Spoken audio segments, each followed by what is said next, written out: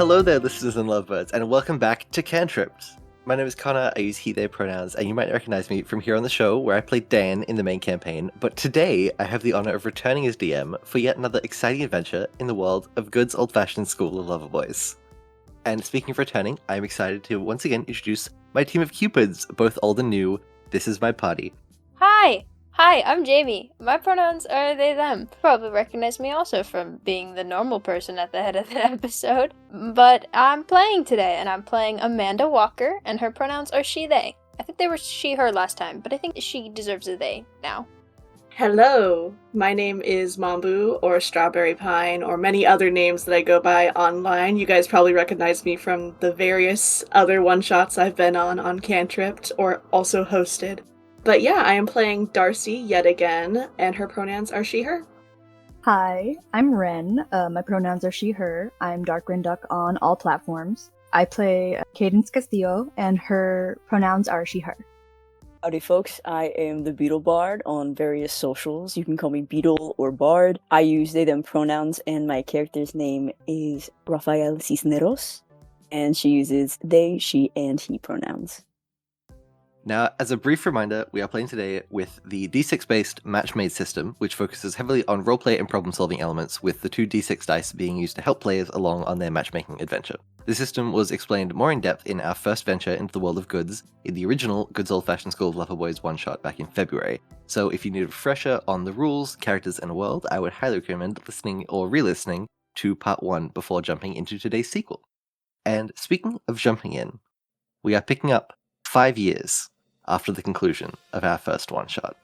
As we open up on a New York skyscraper, the headquarters of Goode's Old-Fashioned School of Loverboys, there are Cupids, agents, and analysts running around on all levels, moving between computers and research labs and cubicles. And as we go upwards towards one of the higher floors, Special Agent Amanda Walker, classification the Robin, one of the most accomplished sharpshooters to come through the agency in years, surpassing even the reputation of her parents, strides into the main HQ building of Goodes and into the office of the new director. Jimmy, would you like to give a little recap on Amanda, please? So, Amanda, the pitch that I had for Amanda is just extremely, goody-goody girl at first. Both of her parents were Cupids before her, so there was a lot of pressure on her growing up to also become a Cupid, which happened with it last time. They became Cupids. But since we left off with Amanda, after becoming an official Cupid, Amanda realized that no matter what she did, the pressure would never be alleviated off of her by her parents. So, since we last met Amanda, she has separated herself from her parents and become much more of her own person and has her own style and her own fashion sense since then and is much more of a confident person now. So good for her. Amanda has grown out her hair since we last saw her. Instead of her short little bob, it's a little bit longer. It's got highlights in it. She normally wears it in like half up, half down style. She's got a couple piercings. She's got a septum ring and some piercings on her ear and stuff. A couple small tattoos. She wears different clothing. Still got her blue vibe, but more like loose blouses and ripped jeans and things that she wouldn't have worn growing up, but she does now, and she's got her own style. She's more confident in how she holds herself. As you walk in, you are sort of ushered up by some assistants into the office of the director. No longer Angela Heathersley, she has since retired in the last 5 years, and has been replaced within the last few weeks, actually, with son, Charles Heathersley, who you have yet to meet until being called in today. Charles is in there, he's wearing a suit, his hair is brown with some grey maybe around the temples and kind of slicked back, and he's sort of standing there waiting for you in front of the desk. And he goes, Agent Walker, it's a pleasure to meet you. My name is Charles, please. And he kind of holds out a hand to shake. Amanda's like, good to meet you as well. I know your mother, but it's nice to meet you. Put a face to the name. Yes, likewise. I've heard a lot about you here at the agency, even my last few weeks. I hear that you're one of our most accomplished snipers. I heard you recently got back from the Osmond operation. That's been ongoing for a long time, in the works for years, hasn't it been? Yeah, it wasn't easy, but it's nice to finally put that to rest. Certainly, and I'm glad we had such a capable agent at the forefront of it. it shows promise for the mission I'm about to hand to you. Oh? I trust that you are aware of some of the other agents that we might be bringing in. And as he says this, Hmm? Special Agent Cadence Castillo, classification the Erato, a highly trained technician and one of the most experienced and capable musicians ever to walk through Goods as an agency, fresh off the heels of another successful mission, enters the room. Ren, would you like to give us a bit of a description and recap on Cadence? Cadence Castillo gotten like really into the technology part of the agency, was really into the music part, still is, but I think working with Polly a bit has made her want to help some of the younger Cupids as they come up. The only thing that's really changed about her really look-wise is that she's gone from purple to pink more. She's just likes to switch things up, and her hair is still very red, very long. She's just making her way in the agency. She's having fun. I think when she walks in, Amanda's gonna go over and give her a hug. A hug, the biggest hug. They hug. Her biggest hug. Maybe a smooch. On the cheek. Come on, they're at work. We're professional here. And from that, I'm assuming that we can say that Amanda and Cadence are still together. Amanda and Cadence are... Yes. No, they just do that. They broke up. They just... That part stayed. Charles introduces himself as Charles Heathers, lead new director of the agency. The two of you probably haven't necessarily crossed paths, but have probably heard that he's kind of been in the agency and has kind of worked his way up before his mother's retirement. Agent Castillo, it's a pleasure. I hear that you recently handled the symphony orchestra case in New York. It sounded like it was quite a pleasant mission by the sounds of things. It was nice. It was fun. Got to meet a lot of other musicians, but missed the agency a lot. Well, that's good to hear, and I'm glad to be bringing you in on this mission with your partner. And surprisingly, there was an interesting coincidence with the lining up of candidates for this particular mission.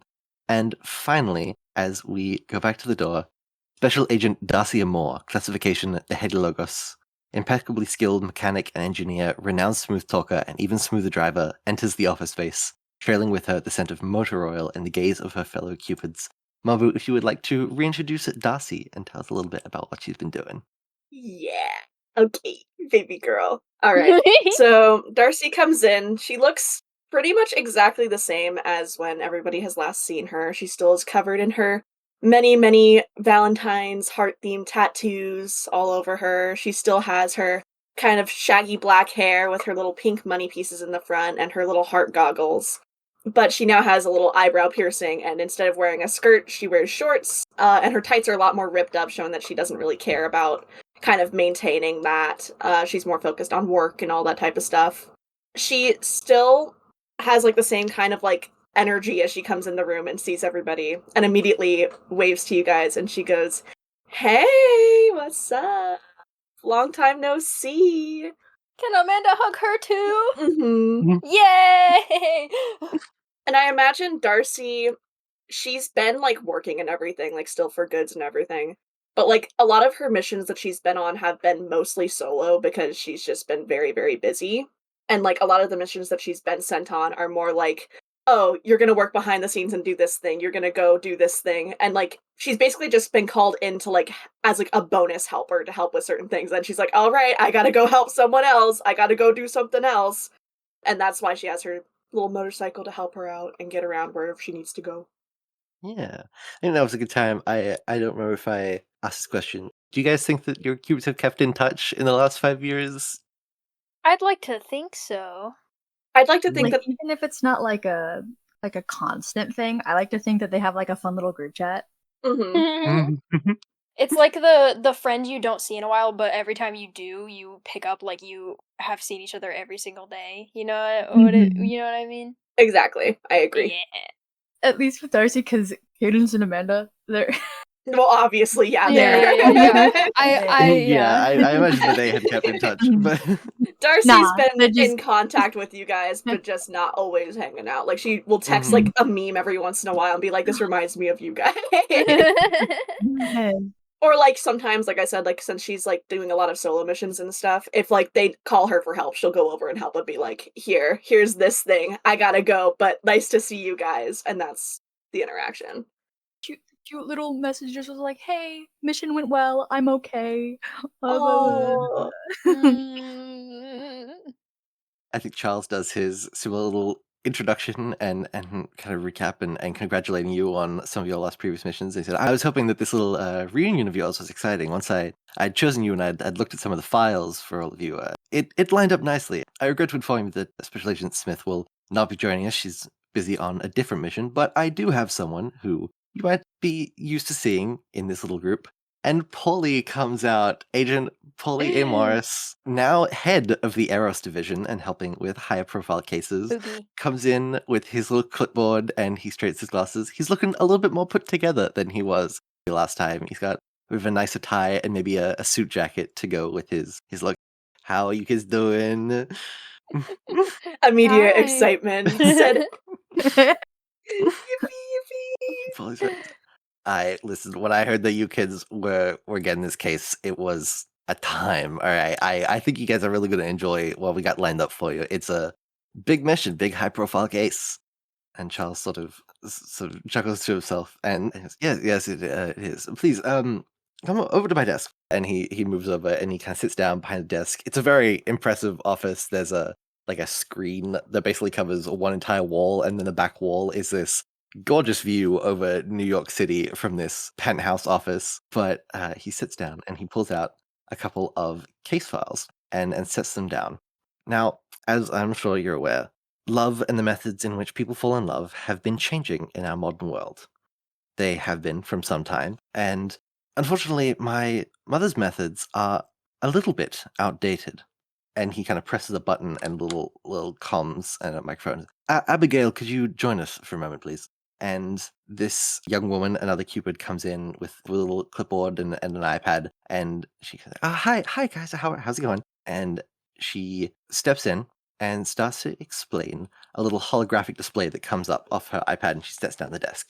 In the last few years, we've seen a rise in long-distance international relationships. Here we have these two particular lovebirds, Carmine and Victoria, and she pulls it up. It's a little image of the globe and sort of rotating slowly around. You can see some little blinking lights for where these two are located, one in Montana in the US and one coming from just north of London in England.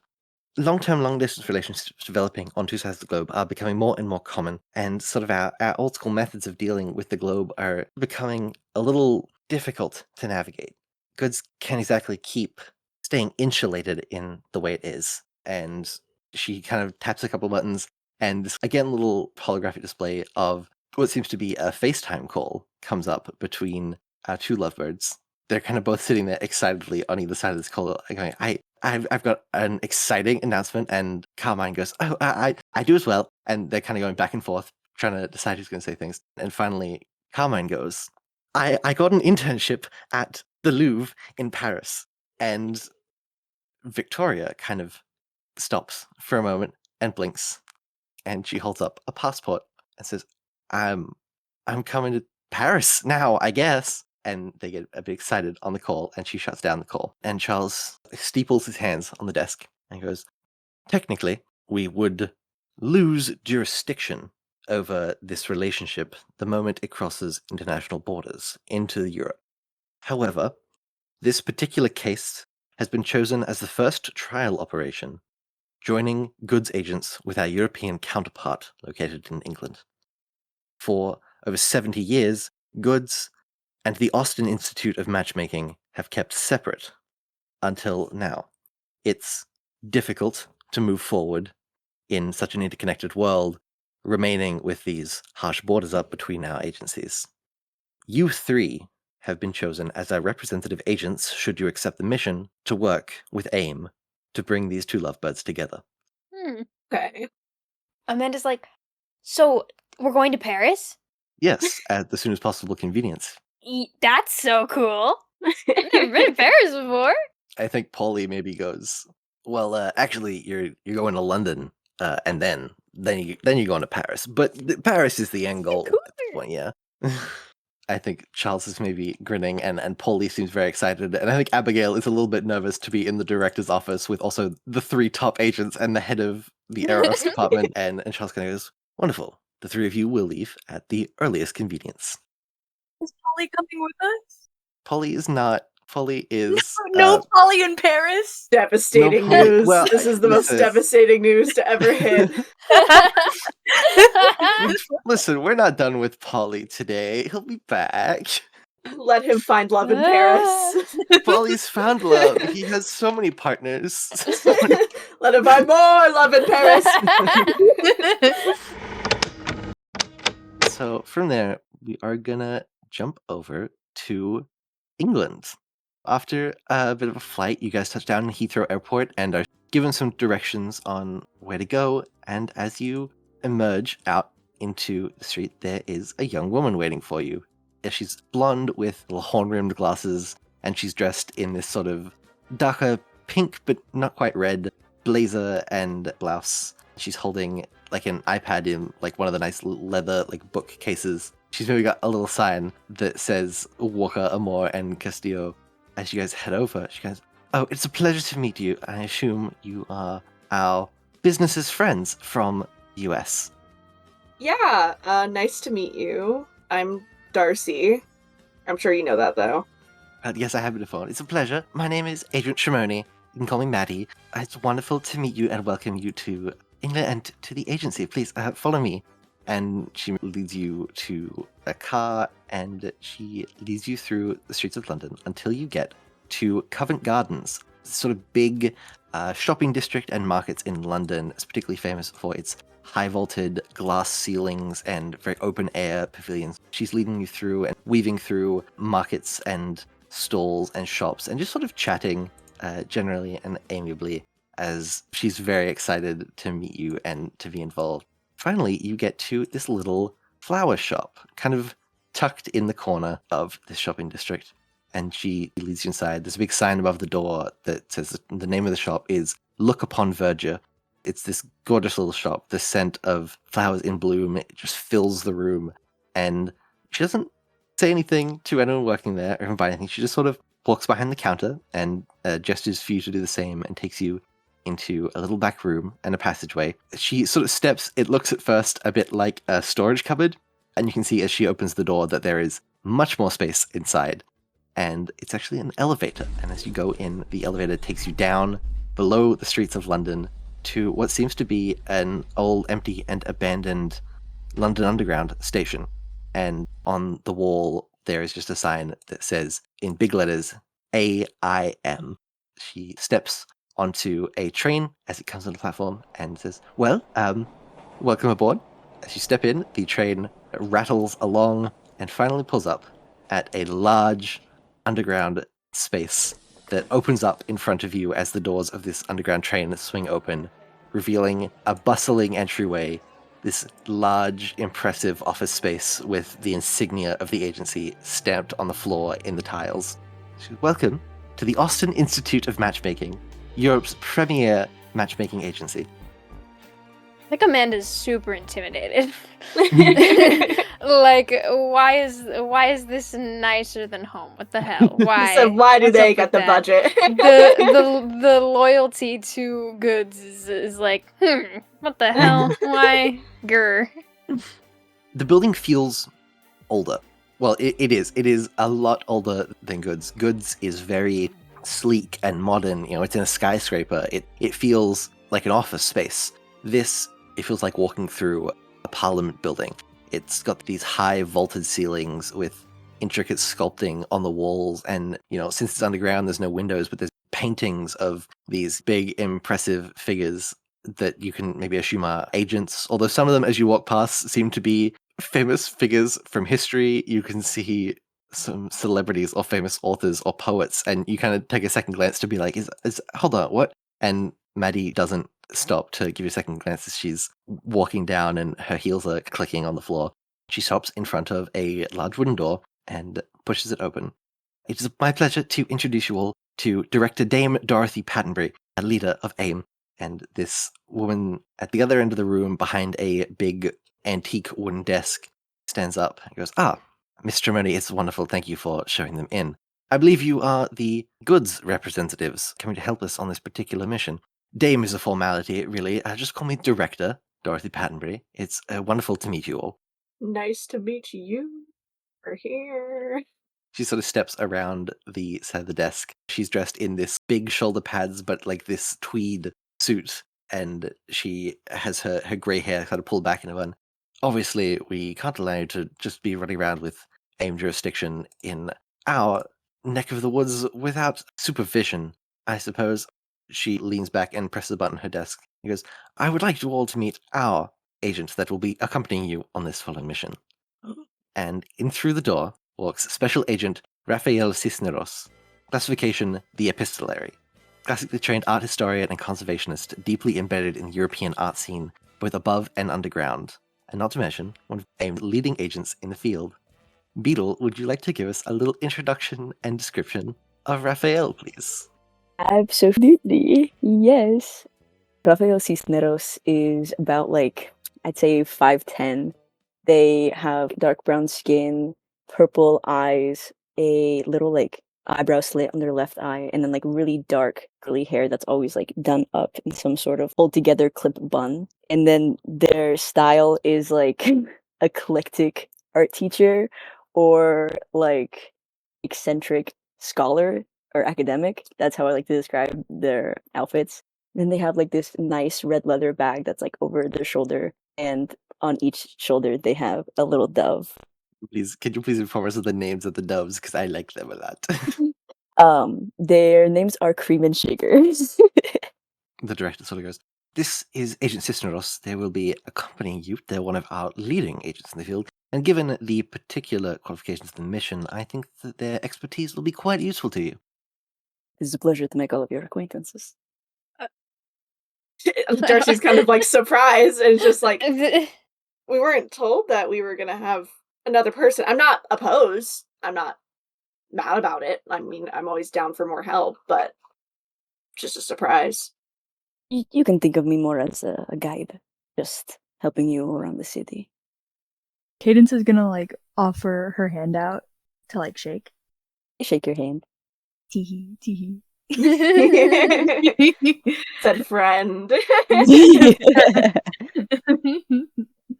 We've done a little introductions. I think that Maddie, who I think Raphael is paired up with Maddie quite a bit as the guide.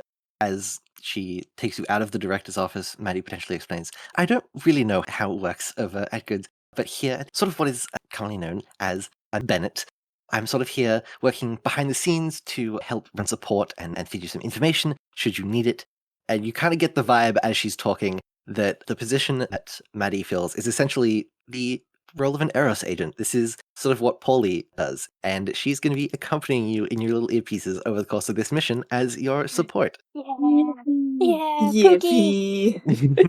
She leads you into a room, and this room looks a lot more like a kind of goods room. This is one of their laboratories, and she leads you up to a very long table.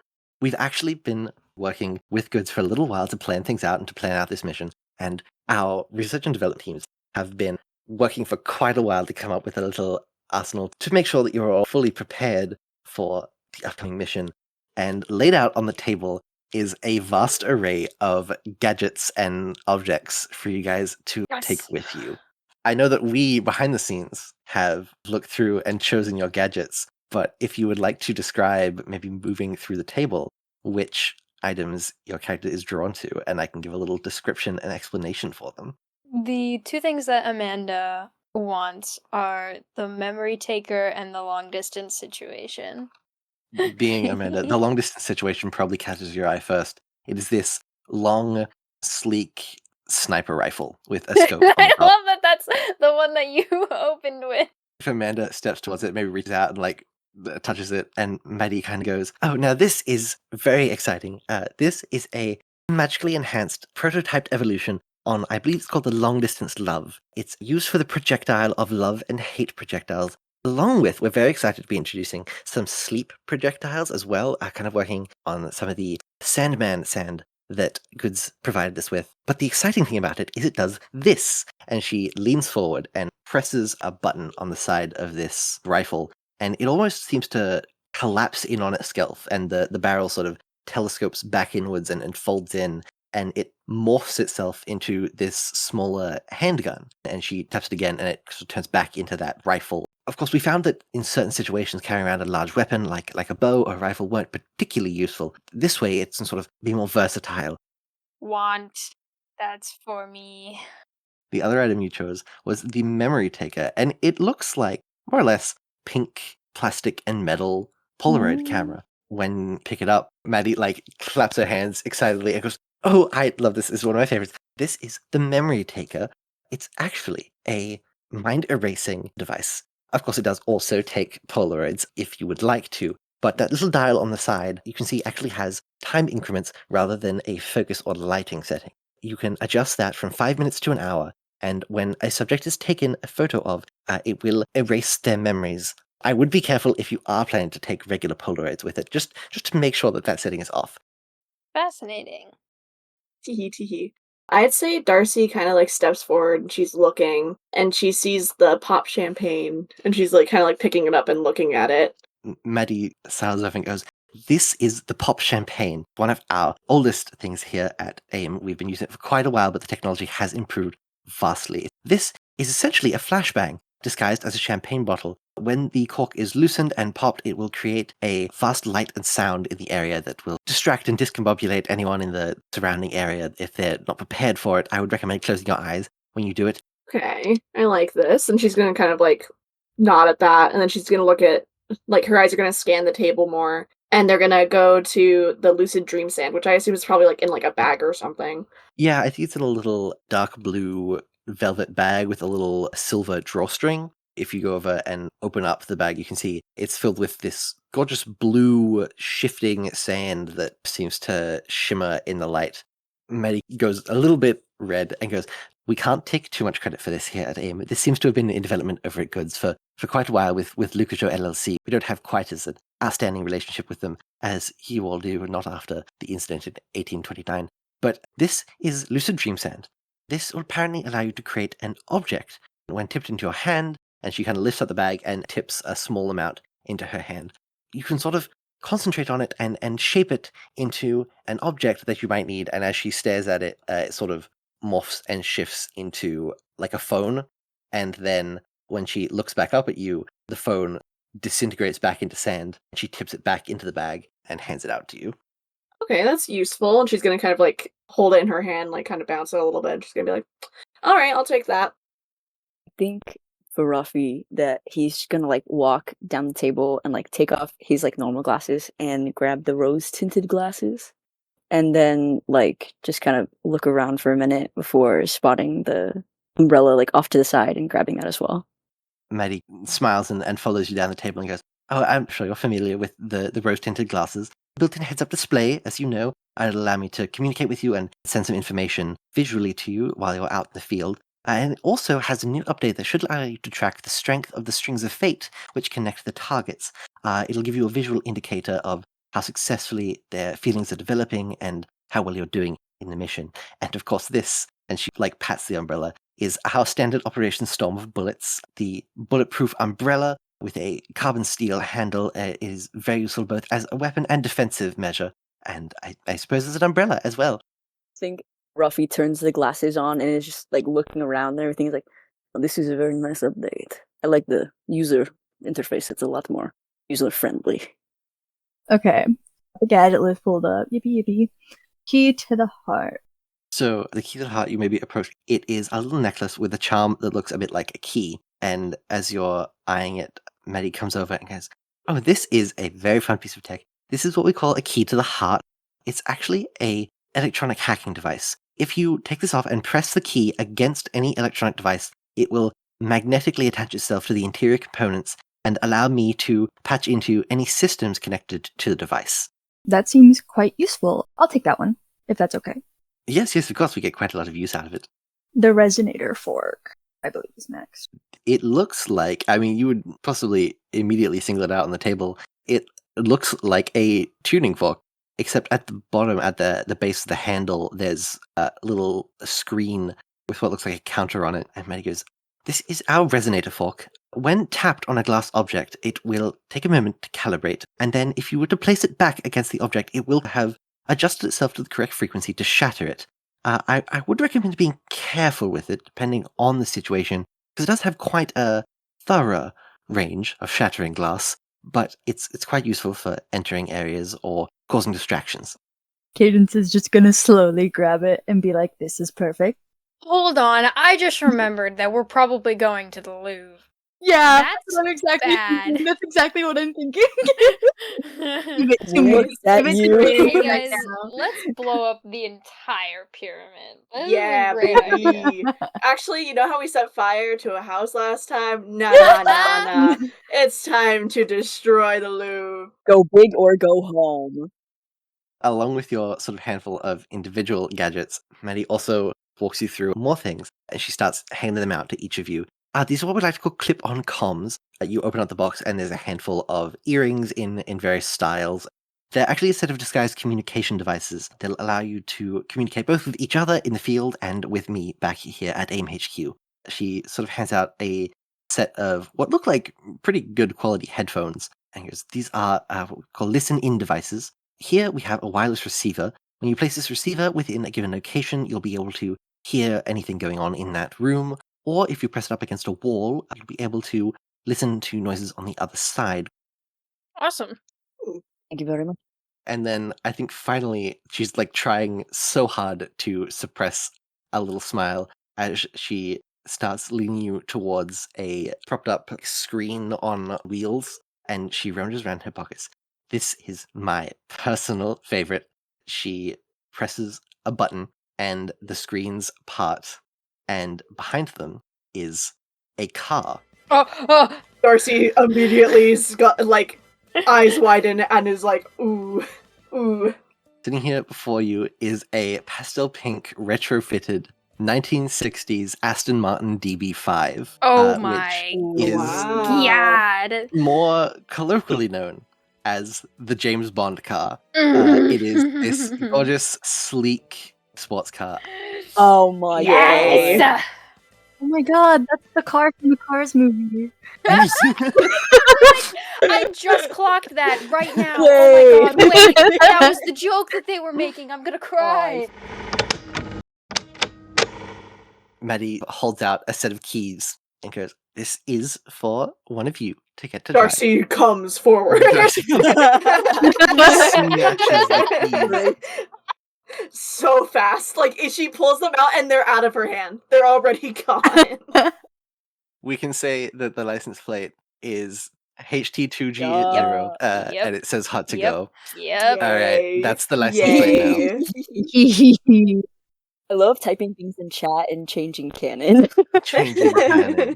me whenever I changed it to Loverboy last time. Yeah, literally both times I've suggested something and you guys have been like, what if it was better? And I'm like, yeah, you're right. Sure. This has not only been retrofitted with all of the things you could want in a modern car, but also a handful of fun little extras. Yay. James Bond car. James Bond car.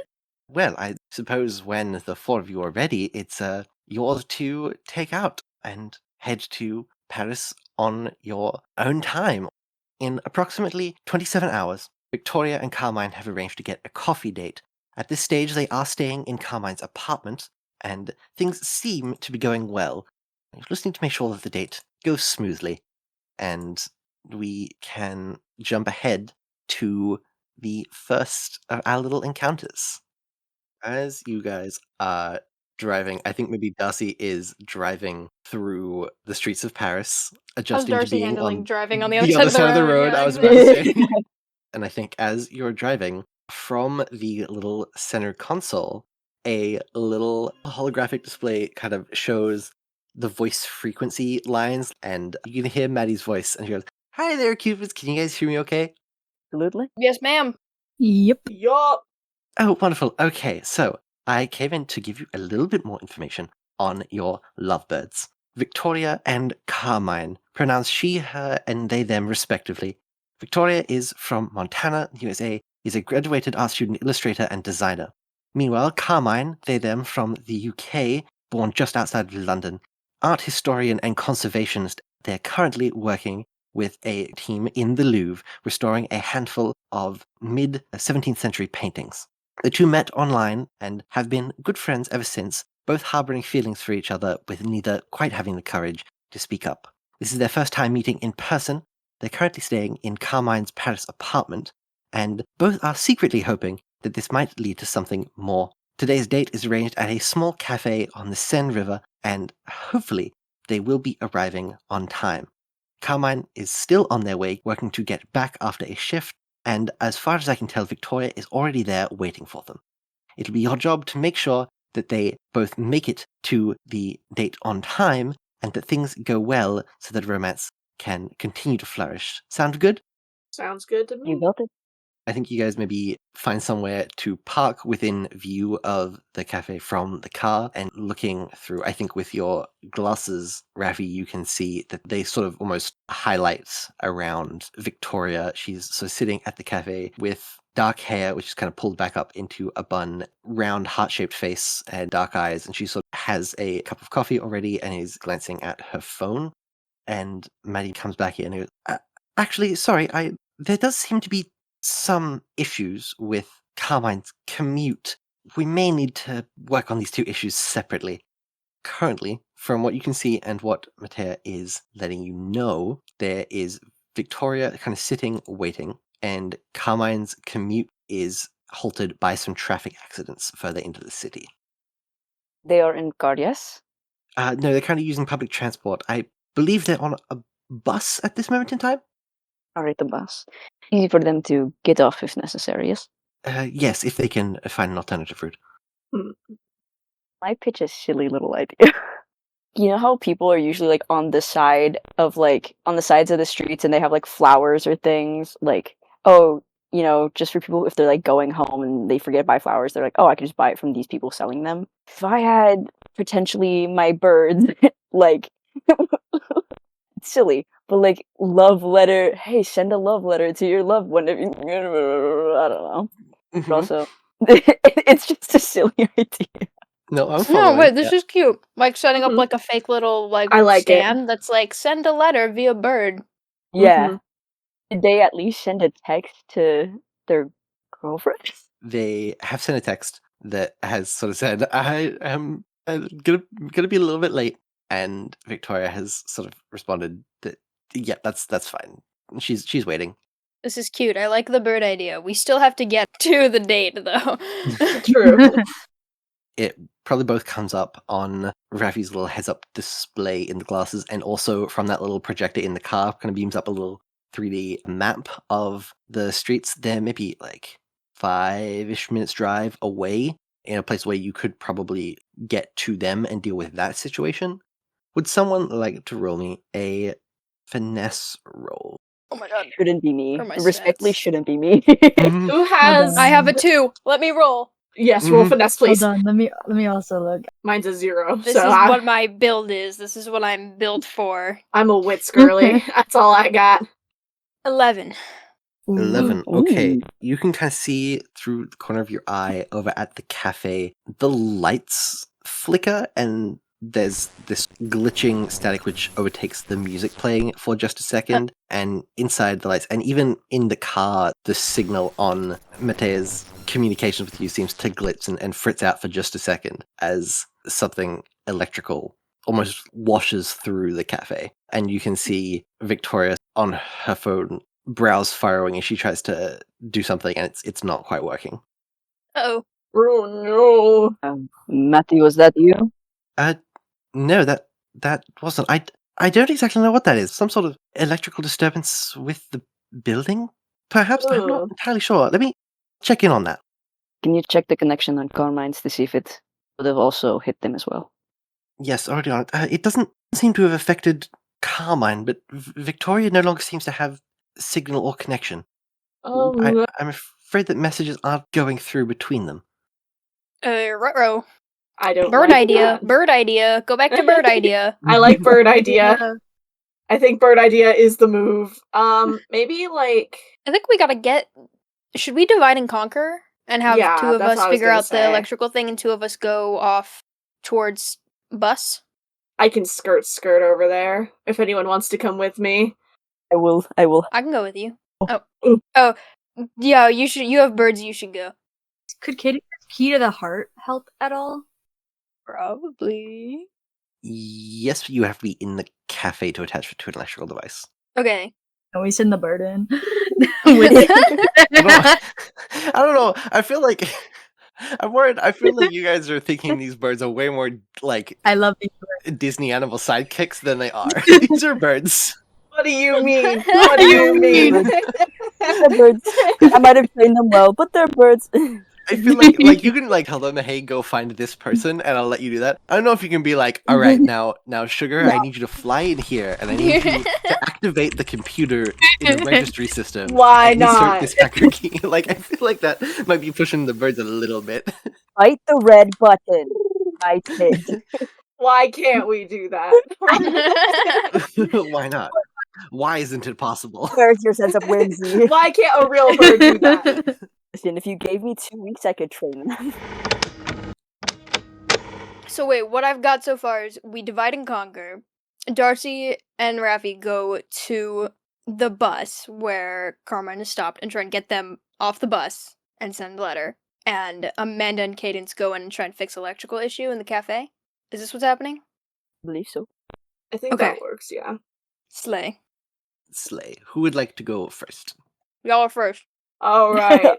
So you're dropping Cadence and Amanda off at the cafe and steering kind of back into traffic. You can definitely tell that sort of the closer you are getting on the map, the thicker traffic is. You can find your way mostly there. The streets are very interconnected, tight-fitting streets, but you can sort of weave your way in towards where there does seem to be this huge traffic jam behind an accident. And you can see the bus. The closer you get, however, you kind of hit a point where you can't get the car any closer once you kind of hit an alleyway. All right. This is as far as I can go. Right, I suppose We gotta hoof it. we can go on foot then, yes?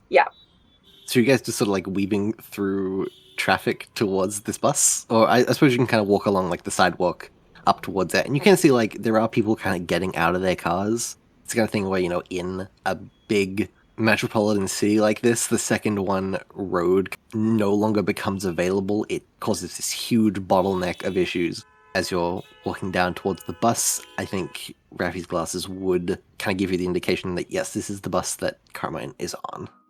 Okay, so there's 2 ways that we can really go about this. One, Okay. if you have some sort of device that will make a stand look more official, then that would be one way, and I could just sell my wares. Or we would have to do some sort of peddling the idea of love letters and the doves. Okay. I have a concept, an idea, if you would. I think that we make like a little cart or something, right? I don't know, how much sand do I have? Because that's what I'm wondering. Enough to make a cart. I feel like the way that I have in my mind is in the first session, there was the like illusionary sand. Mm-hmm. Basically about the same. Scale-wise, I think you could make like a car is the biggest thing you could make. Okay. That sort of scale. Okay, cool. I'm gonna like bring us back into an alley so that we don't make this just out of thin air up here. 'Cause that doesn't seem very smart. And I'm gonna kind of make this cute little like cart that like has like little dove decorations and stuff on it and everything. And it's just gonna at the top say, "Stuck in traffic. Send love letters to whoever you're missing." Or send a letter to whoever you're missing. Because it doesn't just have to be a love letter. We could make some extra money.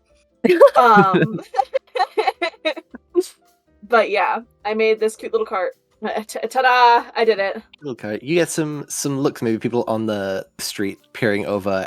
Oh, and then actually, I'm gonna put a thing at the top that says "First letter sent free." Oh no! I think that you can hear Maddie in the headpiece being like, I still can't quite figure out the issue. I'm not able to fully patch in, but they don't seem to be getting messages through to Victoria. They're sending them but not getting a response. They're getting a bit anxious on the bus, and if you look up and kind of look through the window, you can see like a handful of people inside the bus start to stand up and push to the doors and to start arguing in French with the bus driver to open the doors. And eventually they do. And after the surge of people, Carmine, a little unsure and confused, steps out of the bus onto the street. If the is there a like, is it possible, Darcy, for you to make like a little paper like replicate of like the sign above? Sure, yeah, like a little flyer. Yeah. Yeah, Um, I can do that. I think Cream is gonna like, Ruffy's gonna take it and like give it to Cream, and Cream's gonna like fly over and like just fly in front of Carmine, not like trying to land on them or anything, but just like oh, whimsy, intrigue. So, okay, I think Carmine, like, looks at you guys and, like, gaze passes over it because they're looking for some way to get to this. What they're excited for is a very important date and very nervous about. And suddenly, in the corner of their eye, this little pink and white dove sort of flutters past and, like, lands on the ground in front of them and waddles around and drops the flyer in front of them to maybe, peck at the ground, like, pecking at crumbs. And because it's a magical flyer, it's not going to fly away in the breeze. And they kind of glance at it and wander over and pick up this little flyer and glance from it to the bird and look back up at the stall and wander over slowly. Hello, hi. Are you interested in sending off a letter to anyone? Oh, well, perhaps, yes. Is there like a specific place that I have to send it? I'm sort of on my way somewhere. I don't know if it's necessarily somewhere. Birds? Are you sending it by the birds? You have? Yes, I am very familiar with the city, and they are very, very well trained. We've gone most everywhere except for out of the country, of course. Oh, I see. Yes. If I was to give you the name of a cafe, would they be able to get there? What cafe is it? Oh God, let me come up with the name of the cafe. I'm so sorry. It's only a couple streets over. Le Pavillon. It's just sort of Oh. a small place. I'm going to meet someone there, and I mean, if I could send something, it would maybe be cute, Absolutely, I do know that place. Well, we've gone by it enough that they know that place. Yes. Oh, really? Well, do I have to write the letter like here? It says free. Do I? The first as one a- is free. Darcy says, holding the I cart. see. Okay. Yes. Well, I suppose I would like one letter to Le Pavillon Cafe, please. I think Ruffy like reaches into their satchel, and they have like a ton of like papers of all different sizes. Some of them have things on it. Some of them are just blank. They have like maybe a little too much stationery in there for just it being a bag. And they take out like a nice fountain pen and like a kind of like hardy cardstock. And they like slide it over across the cart. Oh, I think that they will write a letter. You kind of get like a quick view of their handwriting, and it's very elegant and scrolling, and they clearly are sort of taking pride in writing out with a fountain pen. And I think you can kind of see there's this small smile on their face that they're sending someone a letter in Paris, and it's handwritten, and it's going to be delivered by doves, and they're sort of walking through, and they're like, "Oh, this is going to be really romantic. I hope this works out."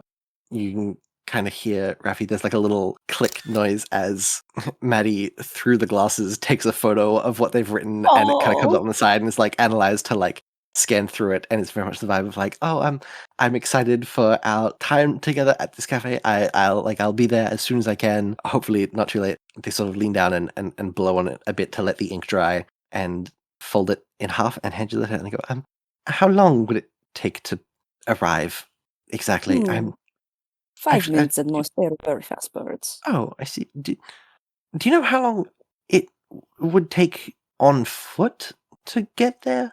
Oh, probably a bit longer. Yeah. I just sort of need to get there, I suppose. About 15, 20, but sure, less if you run. Oh, Really rest you run. I think they maybe blush a little bit and look down at their outfit. They're not like dressed for running. They're dressed in like very like proper, honestly quite similar to something Raphael might wear. He's kind of brown slacks and like a turtleneck or something like that. Like it's very polished, academic looking. Yes, running. Perhaps I should. is there anything else I have to do? I just give you the letter, I suppose? Yes. Yeah. Just kind of glancing like between the two of you, like what's going on here? They're like, this feels suspicious. This feels like a scam, but they don't want to say anything. Do I have to leave a review somewhere? Well, mainly just word of mouth. If you Yeah. enjoyed the services, tell your friends. And then, hey, if you I wanted to buy another one and give money, we like that. But yeah, no, first one's always free. I see. Well, if I would like to send another one, I will look out for you on the streets of Paris. Are you in this particular spot often? Oh, we Uh, travel. I see. Well, well, thank you. Yes, like I said, the Le Pavillon. It. And they kind of like nod at the letter and maybe like adjust their bag on their shoulder. It's like, well, it was a pleasure, and they sort of turn to walk away on the street and sort of following the route on foot back towards the cafe. I'm gonna send Cream to go deliver it, and then Sugar to like grab some flower. Like if they see any flowers, just like hickable, small little flowers, to also like grab them and follow Cream. I think that's what rather. Yeah. Well, yes, Darcy. Yeah. Done and done. Easy.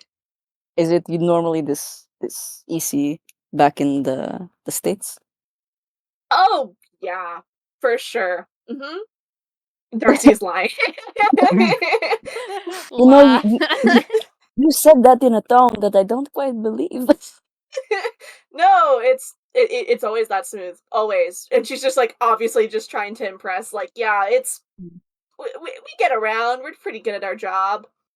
I bet with someone like you on their team, of course, it must be cut and dry, very easy, very simple, very done. Oh yeah, absolutely. I'm always good at my job. I do a good job. And she like kind of like flips her hair. Right. I guess we should get back in the car then. Yeah. Yeah. And she's scrambling over. While you guys are skedaddling back over to the car, we can jump back to Cadence and Amanda over at the cafe. So the kind of recap, there's been some kind of electrical disturbance within the cafe. Whatever has done it has sort of interrupted the signal from Victoria's phone. It also seems to have cut out the music inside, and I think as you maybe go into the cafe, you kind of pick up on the vibe that maybe some of the register system is, if not like down, then like not performing properly. Okay. And occasionally like the there's maybe like, I don't think the lights are on because it's the middle of the day, but there's like little Christmas lights and decorative lights strung up, and they are like flickering on occasion. I know how to fix the music problem. Looks at you. Looks at you, Cadence. I know how to fix the music problem. Cadence, fix the music problem. So, can Cadence give Amanda the key to the heart to like use if Cadence is gonna do the music stuff? Is that allowed? legal? Yeah, you guys can do whatever you want with the items. I'm just like, They're making sure, okay? okay, I'm sorry. Be nice to him. Cadence gave her the key to her heart. Aw. They're so gay. I love gay people. Anyway, okay. So Cadence is gonna handle the music problem. I'm gonna try and get into the back of the behind area. Was that clear? Which one of you would like to do that first? That was clear. I get what you mean. Okay, I think it'd be easier if Cadence started first, so everybody would be distracted, and Amanda could get to the back. What's it? Cadence is like pretending to be a patron of the cafe that's like, don't worry, folks. I got this. My love, could you make... Oh, you don't need to make a roll. I'm silly. I'm that good. You're that good. Are you using the plucking heartstrings move, correct? Yes, plucking heartstrings. That one. Mm-hmm. That one allows you to, just play music for the situation. I feel like the way to do this might be either Cadence can roll a charm roll, or Amanda can roll a finesse roll. And because the other person is doing something, I would give you a +1 to the roll. What's your charm modifier, Ren? 2. Well, we have exactly the same stats here, so would you rather roll? I feel like it's more important for Amanda to get in the back. So I will roll finesse. I rolled a 12, so 15. 15, hell yeah. So not only do you get to mark down Yippee. a heartstring, you also very successfully sneak into the back. Do you guys want to describe how you're doing this little joint music sneaking thing? I feel like it's gonna be exactly how Jamie said. Cadence is just kind of like stand up and like pull the lyre, just kind of out of nowhere, and just is gonna start playing and just start playing it. Don't no context, but just start playing it and hope that everybody turns and looks at her. I think, yeah, everyone would. I think a lot of the cafe patrons are kind of like, oh, wow, they got live music here. And the people working at the cafe are like, what is going? All right, sure, whatever. We have bigger problems right now. I think Amanda's distracted for just a moment watching Cadence, and then it's like, oh right, I'm supposed to be doing something, and then sneaks back. It's probably a kitchen, and then also sort of like a cramped. It's a storage space and kind of an office space where there's maybe like a computer and brooms and stuff like that. That's all sort of tucked in there. But you have snuck in. No one has seen you because they are enchanted by Cadence's music and or As they confused should by their be. electrical. And then I'm gonna use the key to a heart. Okay, so you kind of Yeah. you kind of press that against the computer, and the little key charm emits a little pinkish glow, and it magnetizes itself to the screen that you're doing it. And in your piece, Maddie kind of goes, "Oh, okay, wonderful, thank you. I am getting in now. Oh, that's interesting. There seems to have been a small-scale electromagnetic pulse go through the area. That I does can't not sound good. entirely tell if I mean it seems too randomized to be anything intentional, but it's just odd. It certainly interfered with the electronics and the cell reception service in the general area. It doesn't seem to just be Victoria affected. Most of the patrons of the cafe do seem to have lost cell service. Through this mainframe, I can hopefully get in and get everything back up and running easily in the next few minutes. Thank you. If that didn't go to everybody, then Amanda's gonna get on our thing, tell everybody that. I forgot we have ear piercing. Yeah, right? That's how Hey, that works, you right? can- Yeah, you can okay. talk now. And also be like, hey, how's it going? What y'all doing? It's not even about the mission. You're just like, hey guys, I missed you. I know it's been like Hey, 10 Pookies. minutes.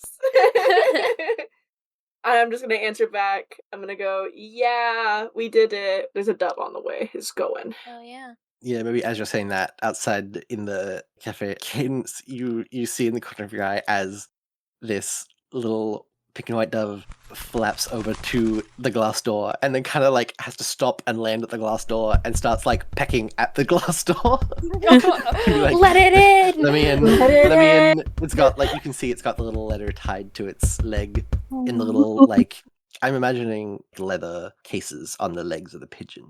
Let that bird in!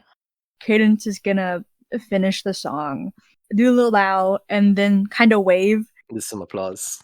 Yeah. I'm gonna say, like, doesn't completely, like, leave, but just happens to open the door for some other people who were about to wander into the cafe. Just helping some people in. Obviously not just a bird. The bird. Definitely not the bird. And I think the bird, I don't know how, but we're going to go with this. One is over and flutters up onto the table in front of Victoria and coos and sort of plops itself down. And I think she's a little bit startled at first because this bird has just wandered into a cafe and then sat itself down, like fluttered up onto the table. And she's sort of like looking around like, what do I do? Do they kick it out? Do I tell someone?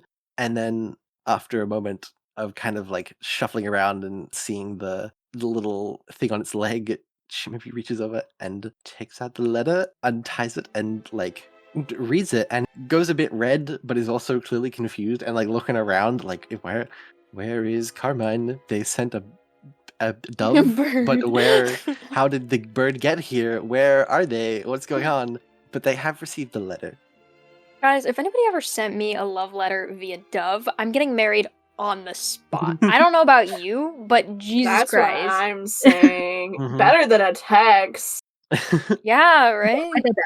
To jump back to Raffi and Darcy, are you guys going straight back to the cafe? Are you like following Carmine back to make sure they get there? What are you guys doing? I feel This like is a it's a good little question. suspicious to go to the cafe and be there, True. but I am not opposed to making sure they get there safe. Because Yeah. We'll do a There- little sneaky vroom. there hasn't been a lot of electromagnetic pulses that mess with not only, regular civilian things, but also art things. Art things tend to be a little top notch, so it is interesting. Spooky. I don't like that at all. I would like for the two of you to roll me a finesse pinpoint roll, please. Hi there, it's Connor here. I just wanted to jump in really quickly with a very brief trigger warning. This next segment did originally include a scene that depicted an attempted mugging. Most of it was cut out because I didn't want to include anything that was going to be triggering in any way, but it is still alluded to briefly, mostly referenced tangentially in the scenes going forwards, and sort of jumps back in the aftermath of that. Nothing is described in any form of detail, but I also understand that this is a much more real and grounded threat than the rest of the one-shot deals with. So if that's not something you want to listen to or be exposed to, I completely understand. I would recommend jumping forwards from the end of this disclaimer. I believe that around 1 hour, 2 minutes, and 58 seconds is a good time to jump back in to kind of get back into the more lighthearted side of things. Obviously, your safety is more important than this very minor part of the story, so just wanted to put that in here. Oh god! Why would you like that? Connor, please. What if I said pretty please? Can I win? That is a flat 9 for me. Well, technically, I got a 4. Oh. But it's -1, so it's a 3. Oh.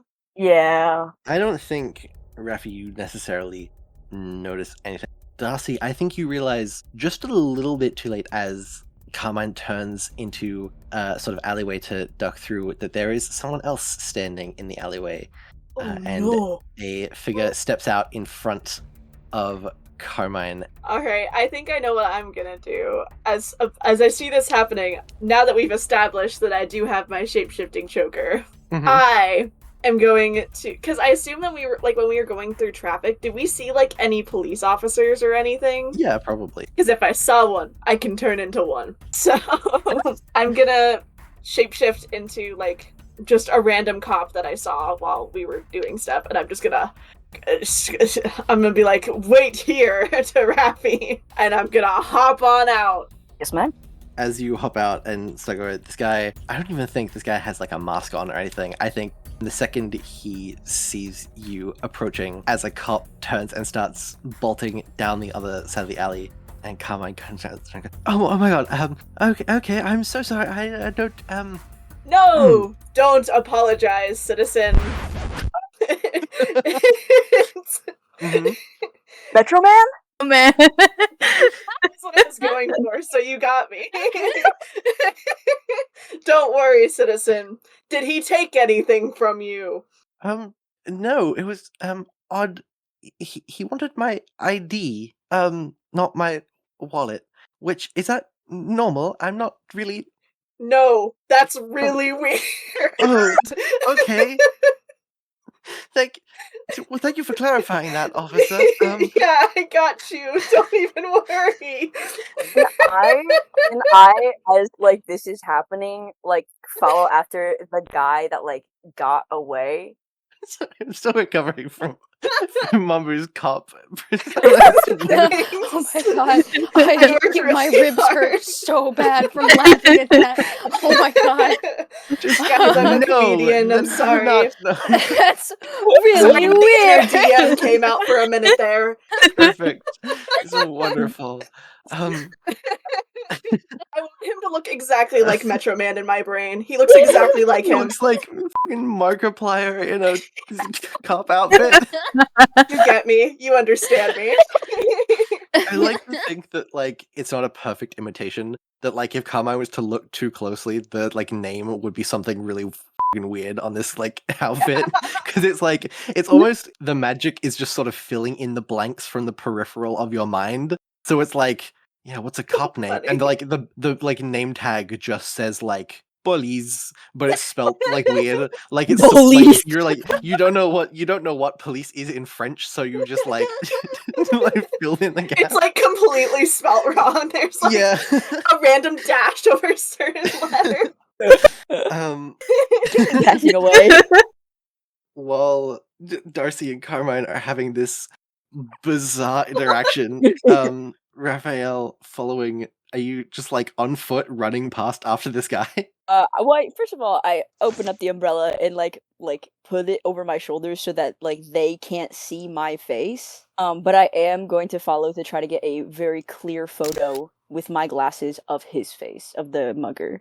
Okay, I think. Could you roll me a wits I'll roll, make you please? roll for that. Oh, thank God! Thank you, Connor. Thank you, God. Just an 8. Just an 8. You have seen this man before. Mm. Don't say Not that, Connor. Whoa. in relation to any AIM work that you've done, but you have seen this man in connection to your father's trial. Oh, this changes things. Oh, this changes things. And that's all I'll say. That's all the information that you get from the 8 roll. Do I know? Do I remember his name? I think no, maybe not with the 8. Okay, that's fair. That's fair. Carmine kind of goes, do I need to make a statement of any kind? Or should I just Yes. sort of go, yes? Do I Probably yes. Do I need to come with you? I'm sort of on my No, way. you know what? You seem like you're busy. Don't worry about it. Okay. If you have this- any more issues with the individual, you let us know. I Yes, have to leave now. yes, sir. Okay. I believe he went that way. So, Yes! down the- I'm gonna follow behind him because that's what a police officer does. I would and- assume it is. Yes. Okay. Darcy leaves. Goodbye. We asked a punk character to play a police officer. It's amazing. And I think Carmine sort of exits the walkway and goes back to so confused by this interaction and just on their way to the cafe. Yeah, I think that about wraps up. I think that maybe they get to the cafe finally. Amanda and Cadence, you see as Carmine pushes in the door very quickly and sort of like tries to straighten their outfit and hair a bit and looks over to see Victoria and does ease a little bit as they see Victoria. Glad to be there and sort of has to explain. Sorry, I'm so sorry I'm late. I sort of there was a traffic incident and then I think I got mugged maybe. And Victoria's like, you what? You hold on, are you all right? Like, did what? And Cameron's like, yeah, I believe so. They didn't actually get anything. There was a police officer. It was very strange. Oh, you're sorry. I forgot that Sugar was coming in with flowers. You know, I think as Carmine had pushed open the door, Sugar like slipped inside, and I don't think Sugar flies up on the table this time. I think that Sugar maybe like bumps into Carmine's leg under the table and then just like drops the flowers and then like waddles off to go be near wherever Cream ended up. I'm picturing maybe over near Cadence and Amanda. Yippee. They're easing into things a little bit better, and it's maybe not the best that this date could have gone. I think that Carmine is still a little bit rattled, and Victoria is sort of feels almost guilty that getting them to come out of their way on the date is what caused all this issue, and it goes all right. Towards the end, as you guys are monitoring it, Carmine does sort of reach into a bag and goes, I'm really sorry that sort of this wasn't really as planned. I was hoping, well, I've got this sort of thing at my internship because we're working with an exhibition and it's in the Louvre and it's very well funded, and there is a gala at the Louvre with some of the paintings on display, and I was invited, and I thought perhaps if you would want to go with me, perhaps to make up for the fact that this didn't really go as planned, and hopefully it would go better. And like Victoria's eyes widen at the possibilities. I'm sorry. You're inviting me to a gala at the Louvre in Paris? And Carmine kind of goes bright red and goes, "Oh well, I suppose yes, I am. Only if you would want to go. Obviously, we can do something else if you wouldn't want to." And so, what? Why would you think that I would not want to go? I would love to go with you to the gala. And Carmine goes, "All right, it's a date then." Victoria's, I mean, like a date? Or, oh no, I just meant it'll be a nice time that we've organized. Like there's a time, like it's a date on the calendar, sort of. Yes. Oh yeah. Mm-hmm. But yes, it'll be very nice to go with you, I think. And that's where we're going to end that little arrangement encounter with them organizing to go attend a gala together at the Louvre the night after. Honor, I am looking at you. Wrapping up that first encounter, AIM will have set you up with a fairly nice set of hotel rooms. But yeah, you guys are kind of given some downtime overnight. I think that Maddie maybe starts sending through and talking and being like, oh, okay, if we're attending a gala, we will work on getting you invitations. We will also require certain measurements and styles that you would like for any particular outfits. We can send those over in the morning, get them as soon as possible. They may not be perfectly fitting, but we will get them as best we can. Do we want to have coordinating outfits, or are we thinking more like separate from each other outfits? I mean, I always go black. That's a me thing, so We've got pretty unique styles. We've got our little styles. just a bit. Alright. I do know the person who does most of these, Ilya, so if I put in a little word, we might be getting done a little bit faster, perhaps. Fantastic. Have any of you guys been to anything like this? Like, I mean, I have a little bit undercover, but like not for a while. Not really. Well, I've been to a few galas here and there. Unnecessary. Cool. Are you feeling like a fish out of water, or? No, I should be fine. Like I said, I've been like not like on dance floor or anything. Like I've just been like behind the scenes, but I know what they look like, so it's cool. Alright, well, if there's any questions anyone has, I've been to quite a few, so I can give answers. Oh, I wanted to talk to you guys about the thing that happened, the ID card thing. That was weird. So I shapeshifted into a cop. Don't ask. Don't ask. Don't worry about it. Because like homie was being mugged. They said that the person asked for their ID, which is weird. That is. It is also important to note that this is a criminal that did this, not a petty thief. This is someone a bit more extensively connected. Do you know who this is? I would have to look through some public case files, but I could most likely find out. Do you want some help looking into that? So that might be relevant information for our case if they're going to involve our targets. True. If you guys are willing to, you also don't have to. I'm used to doing research on my own. But the help is appreciated. No, of course, we're a team. Mm-hmm. We do that. I'm just kidding. Yeah, we do that. We do the thing. Okay, so essentially you're just asking to find more information on this person. I want to specifically look at the trial, and see if his name is mentioned anywhere.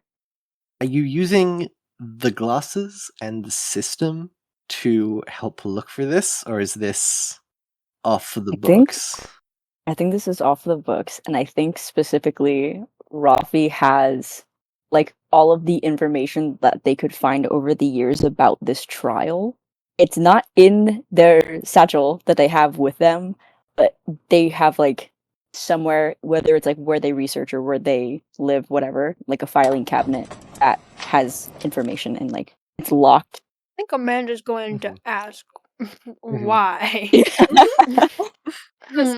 bestie, Mhm. what's going on with that? Are we like all going back to Rafi's place to this? Is this what's happening? Yeah, I would say it's Okay. probably their apartment, and they have like if you step inside, there's like a little cute little kitchenette on the side. There's a little like indoor kind of rookery where sugar and cream are like sleeping. This is like their temporary living situation, like because they've been working in Paris a little more often, like been brought out for jobs in here more often. I feel like. Yeah.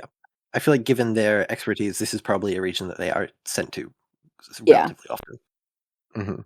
So looking through the trial papers, you do find a photo of this guy, and you are sort of able to match it. This man's name is Jefferson Briggs.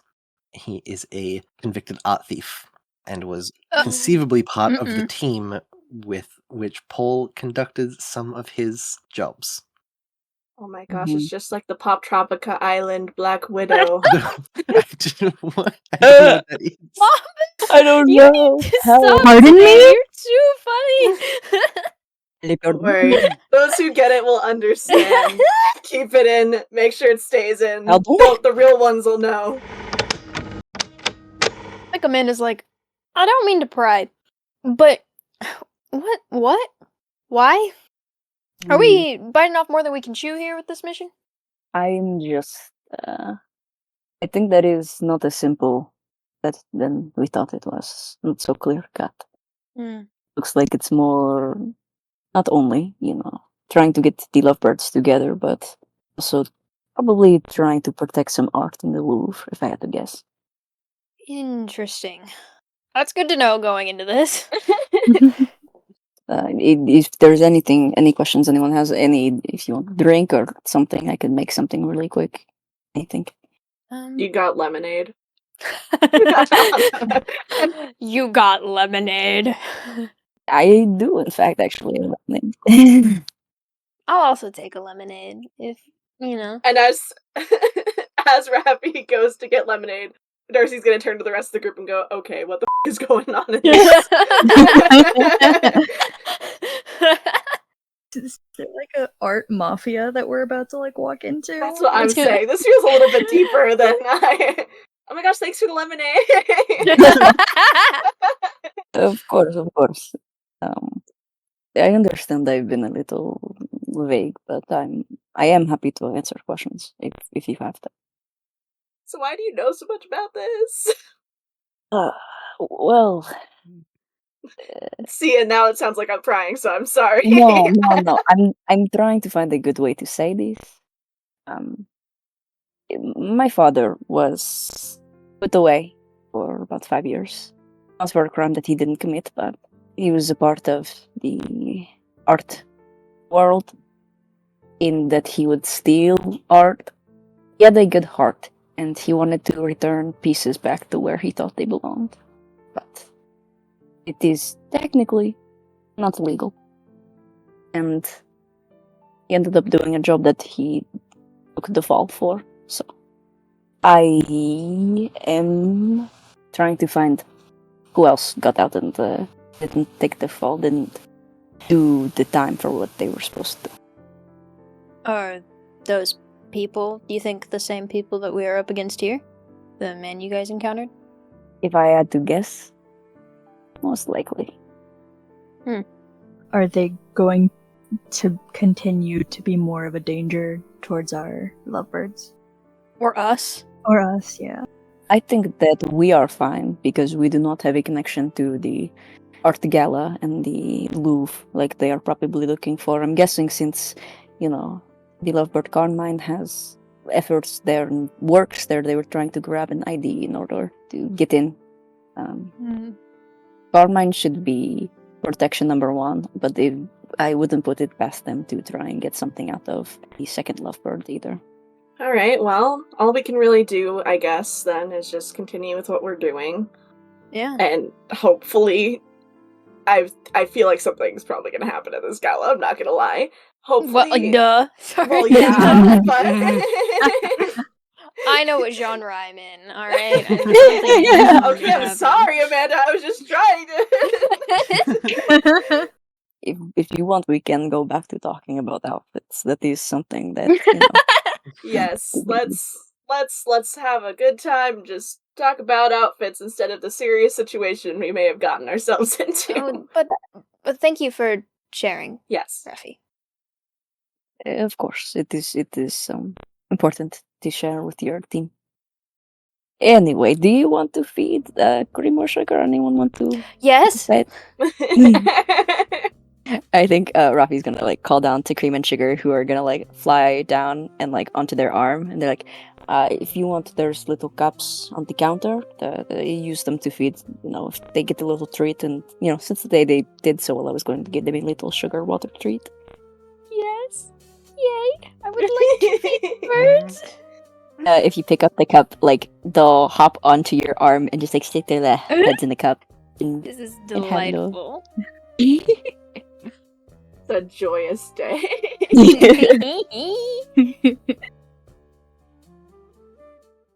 We can jump forward to the gala at the Louvre. Night is setting over Paris the next day.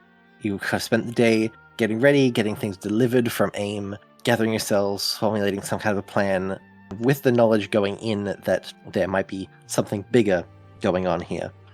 As you arrive, the entire building is lit up spectacularly. It is gorgeous. The glass pyramid is glittering against the backdrop of the palatial buildings that surround it.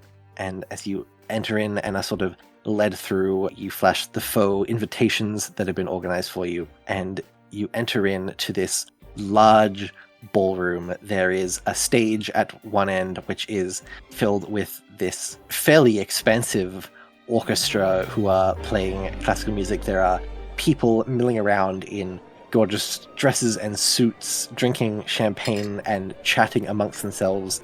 On the walls all around are these gorgeous historic art pieces that have been restored as part of the initiative. And you guys enter in from the main entranceway, lined up all four. If you would like to describe what you're wearing to the gala. So Amanda's got like she keeps her kind of academic aesthetic. Her outfit is like a very high-waisted skirt that kind of has like an underbust corset top that also like has the straps that go over her shoulders and like the buttons on her ribcage, but then it has the wide kind of pleated blue skirt with that vibe, and then a white lacy loose blouse underneath the skirt with a fun frilly collar. And she's wearing like boots with a little bit of heel, but brown boots. And her hair is like curled and has a little braid in the, like a half up braid in the back, and then curls in the rest of it. Yee. So Cadence's outfit is very old Hollywood kind of vibes. The slight, like, not completely off the shoulder, but it's giving that kind of vibe. One shoulder has a little bit of a, like a train to it. It's a very, like, pretty peach color. It's like a midi skirt length, so like it's long and it's a little bit pleated.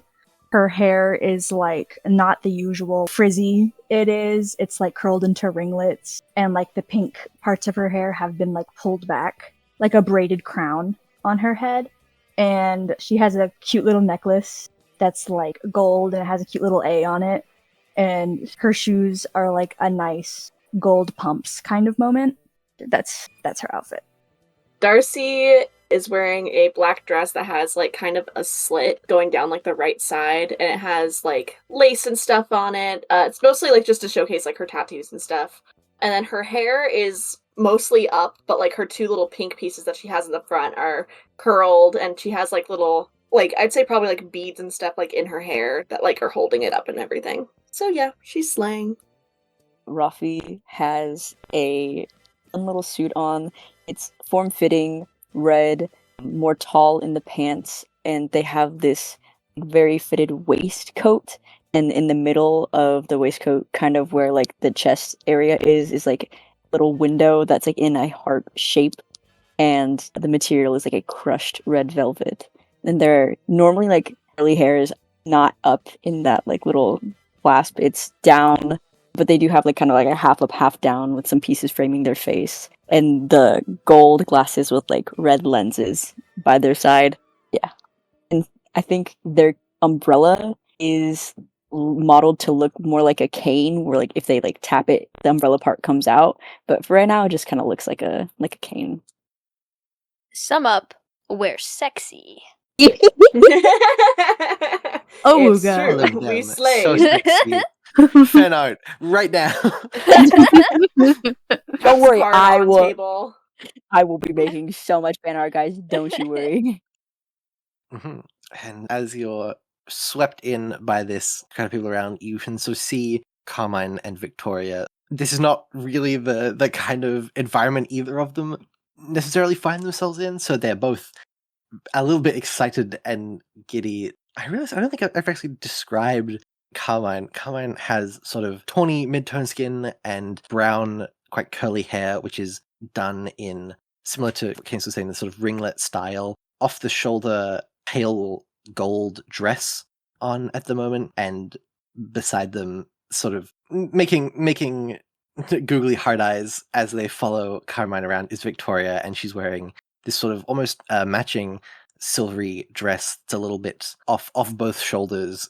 I don't know how dresses work, but this sort of shimmering silvery off both shoulders dress with some maybe lace at the back. You can see she's sort of gone all out with makeup as well. This very, very fancy event. And they're sort of wandering around and moving through the crowd. Is the art area like where, like, I don't know, Venus de Milo or like the Nike, are they open to the public or like open to the people who are milling? I think they're probably in like a similar region, but like a different room or different part of the museum. I think that this is sort of a privated off section, and the rest of the museum is still functioning kind of as the gallery and as it would normally with all of the usual security. This sort of area has specifically been sectioned off. There are sort of places in the Louvre that they will rent out as these event spaces for certain things, and there is art in this section. Specifically, it's a lot of these very old pieces that have been restored through the initiative in this room, which seem to have a bit less security, but a lot of the very like famous statues and paintings are sort of still out in the rest of the museum. Would I get a sense, just based off of the hits that my dad would go on, would they attempt to go for the big boys, or it was most likely for the ones that are here? The big boys. I think, knowing what you know about Jefferson Briggs, just from the case and kind of looking up him specifically, he's not like a big-time mastermind art thief. He's someone that's brought in as sort of a muscle hitman for jobs, and he's sort of much more renowned for these quick, easy break-in jobs. You probably can't imagine him going for something like, he's not going to go for the Mona Lisa. That's too high profile. Mm-hmm. But things in this room do look like they could be within that ballpark. Got it. Okay. Just wanting to know where to like scope.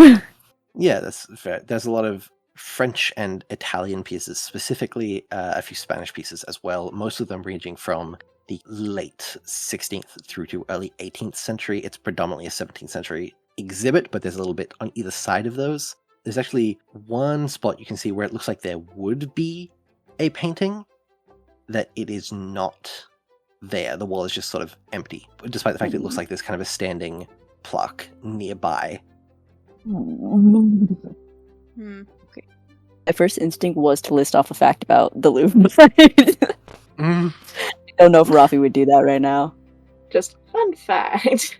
Fun fact, did you know 66% of the media inside of the Louvre is French in origin? It is a little fun fact. Please, I love that. Oh my god. Okay, so how do we want to do we just want to mostly, I don't know, what do we want to do, gang? Should we split up? again, not to split the party at every possible opportunity, but if some of us stick to the lovebirds and some of us go keep an eye on the art, that might be ideal. I think we've split up in different teams this time. I Yeah. agree. I think it's important that who would be more like accurate and maybe a little more fighty, or not fighty, but like more active rather than passive would be the group with the art. That makes sense. See, I'm mostly just smart. That's what I've got. I have Oh, lots me of too. smarts. Cadence just nods along with Darcy. Amanda has a pistol strapped to their leg under their dress.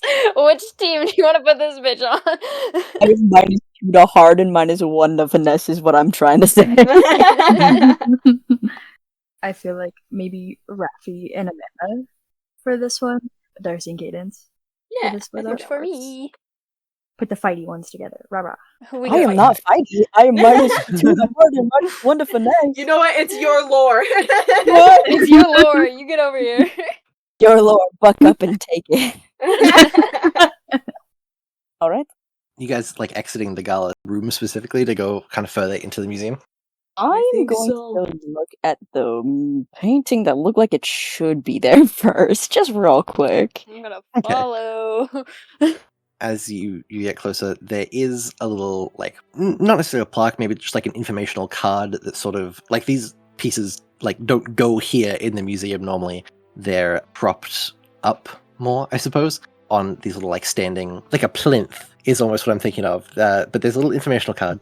Because a And it says that the painting is Saki et l'Amor by Simon Vouet. It was a painting from the mid-17th century, which would have depicted the witnessing of Eros by Psyche and the moment that she spills wax onto him. It is currently still being restored. It was not finished in time for the display, but it is currently on loan from the Museum of Fine Arts in Lyon, in France. It was painted between 1626 and 1629.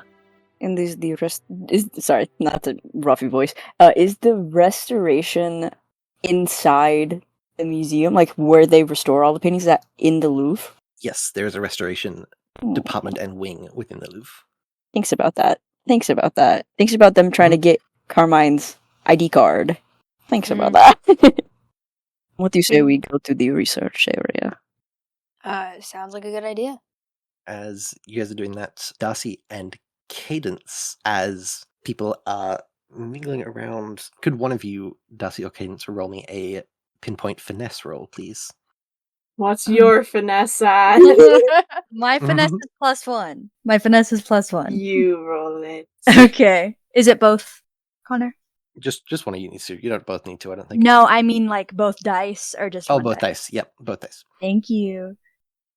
10 with my +1. Okay. As Amanda and Raffi have sort of exited the room, you notice, sort of moving around, there is, again, that sort of wave of slightly flickering lights. It's only momentary. There are systems here that, keep the systems in the Louvre running, because it's kind of important to, but for a moment there is that sort of almost rolling blackout through the room, and you can hear, some of the speakers of the microphones amplifying the orchestra crackle, and this sort of hissing sound from some of the security cameras in the corners of the room. There's a momentary look of confusion from a lot of the onlookers at the fact that the lights have just flickered on and off in a place where you wouldn't necessarily expect it. But that same pulse has gone through, and even for a moment you can hear it, Cadence and Darcy, in your earpieces, that sort of crackling of interference for just a moment. Don't love that. Hate that. Just a little bit. Can we try to talk to Mate for 2 seconds? Yeah. To see if we still have contact? Yeah, she's still there. She goes, yeah, I'm here. There was mild interference. I assumed it was just because you were inside. It's quite a large complex. Was there another electronic pulse? It would appear so. Our earpieces crackled a little bit. Yeah, not normal. Oh, yes, no, that's not normal. They shouldn't be doing that. I'm not sure how much I can monitor. That it does have fairly intensive security. Getting in from the outside might be difficult, but if you could find a way to help me patch into the systems from the inside using the key to a heart, I could potentially look through the systems, make sure that everything's all right, and see if there's any other disturbances. Well, Is there anything like nearby that would be easy for us to like put the thing up through? I think maybe on the other side of the dance floor ballroom section, there is like maybe like a security terminal. You know the thing where it's like a stand and there's a button on it that you press for security, which you could potentially place it onto, or there's probably systems outside of the particular room which you could go looking for. Are there a lot of people around it? A handful of people milling around in that area, yeah. Any of like the security people, could Darcy like mimic them and get some of the people away from the stand so Cadence can put the key to the heart to it, just so it'll be like a little bit less crowded? yeah, I can do that. Because I assume as we were walking through, there was probably like security out front, maybe? Mhm. Yeah, definitely, yeah. Okay, I'll just turn into one of those guys since they're not inside. But I'll do it like, I'm gonna go around a corner where there's like less people, so that's not weird. This time, I don't know what this guy looks like. We're gonna see. He's a different security guard. It's not the police officer. He's different. It's a Markiplier again. It is the same. You know what? Since you asked, we'll just keep it the same. He's gonna roll up and he's gonna go, "Come on, guys, we gotta move out of the way. This is a section we can't be in. So says me." His impeccable French accent. Yeah, we. Listen, he's an immigrant. Okay, he's gone through a lot. Could you roll me a charm roll, please? I sure can. Ooh, that's a 12 plus 1. That is a 13. Okay, 13. Yeah, people are more than happy to move out of the way. They're surprisingly not seeing anything suspicious about this, honestly. They're like, yeah, okay, this man is telling us to leave. Do we leave? They sort of shuffle out of the way of the little security button. Yeah, easily moved out of the way, freeing up that space. I'm just gonna keep up watch out here. Nothing to see. Cadence is gonna like walk over to the stand and like gently just place the key to the heart against the stand. Yeah, it sort of does the same thing. You sort of press it against it, and it takes a second before it starts to glow faintly, and it magnetizes itself. You can kind of hear Matea kind of be like, "All right, should take me a minute, but I can hopefully patch in and see if there's anything in the system. Is everything okay in terms of the targets? Everything's fine?" That's a good question. I'm gonna go check that out. Just to refresh on my end, you guys didn't tell Matea or anyone at AIM about the art threat, did you? No, we sure did not. Mm-hmm. Cool. Yeah. So they're just like, is this important? Everything okay? Well, it's just we didn't want technological interference, you know? Oh, yes, of course. And I think if you were to look over and kind of scan the room for Carmine and Victoria, you would see them sort of lingering at that area that Amanda and Raffi were just at, where the painting sort of isn't missing, and Carmine seems to be talking very excitedly, and they're like gesturing up at it. They both seem to be having just a nice time as Carmine talks about it, and they seem very at ease and enjoying each other's company. Things seem to be going well from the other side of the gala. Sounds good to me. I did my check-in. We will jump over to Amanda and Raffi. What are you guys doing? I thought we were heading towards the restoration area, right? As you're moving through, I think that maybe Matea managed to patch through like a little map of the Louvre into your glasses, Raffi, to sort of show where you're going and sort of leading you through. You sort of turn an angle and there is a door, and it has a lock and there's a little keypad beside it, which does seem to lead into the restoration wing. Right. Are you particularly good with locks? That's a good question. I don't know. So wait, what kind of lock is on the door? First of all. Like a keypad. Okay. There is like a keycard swipe, but there also seems to be like a number pad you have to put in as well. Do we know what year the art is from? Like the restoration project that they're doing?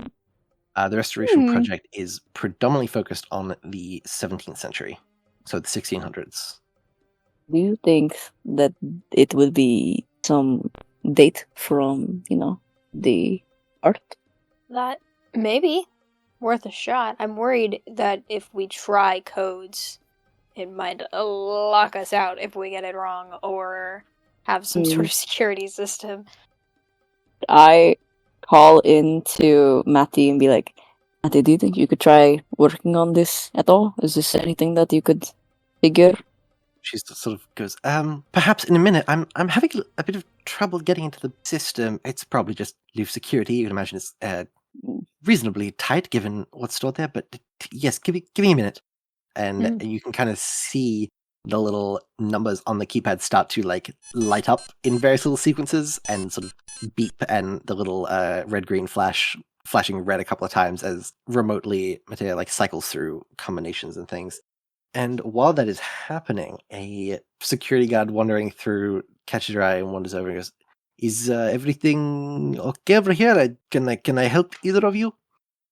Oui, monsieur. Everything is fine over here. We are simply, I'm a friend of the director of this conservation effort, and they said that I was allowed to go in and take a look around once the gala was going full force. Yes, I suppose, but I believe the director also gave instructions that unless they will be accompanied by a member with a keycard, they were not permitted inside. I just, I assumed since I was friends with the director that would be fine. I mean, that's what they told me. Would you like to roll me a charm roll? You can't speak to the director yourself and pull them away from all the festivities, You can do that if you want to ask a question. Mm-hmm. Charm, yes, we would you like to roll a say? charm, but I will give you. I feel like with that, I think the guy will take a disadvantage on his opposed charm roll. But yes. Okay. Oh, damn it. Mm-hmm. The dice are not nice to me today. 7. 7. The guy did get. He got the 6, which is also a mid success. So you're both in the same range. So he is, I suppose. New idea. Mhm. Can I pull out my Polaroid? You sure can. You're so smart. Sure, yeah. Can I? Sorry to interrupt this incredible lying attempt You're here. good. Mhm. Ranging from 5 minutes to an hour. Can I do 5 minutes and flash my Polaroid at him? Yeah, sure. Do you And say then- anything? Just pull out a No. camera I'm and gonna take pull out my Polaroid, take a picture, and then tuck it away. And before I give him a chance to what has happened, I'm immediately gonna start talking at him and be like, "So you were telling us all about the code for this door that we just talked to the director," and I'm like trying to be like, "So the director, I'm so sorry. The director just told us what was the code again? I'm so sorry. I'm so forgetful." Yes, sorry. I must have the code. Yes, and he sort of steps over and inputs the code and swipes his card, and the door clicks open. He goes, "Sorry, yes, the director. I will let him know that you came past. Yes. No, we just took with him. No need to bother him again. Oh, I see. Of course. Well, hopefully everything is to your liking. Hopefully everything is going well behind the scenes. It is a shame some of the pieces were not completed."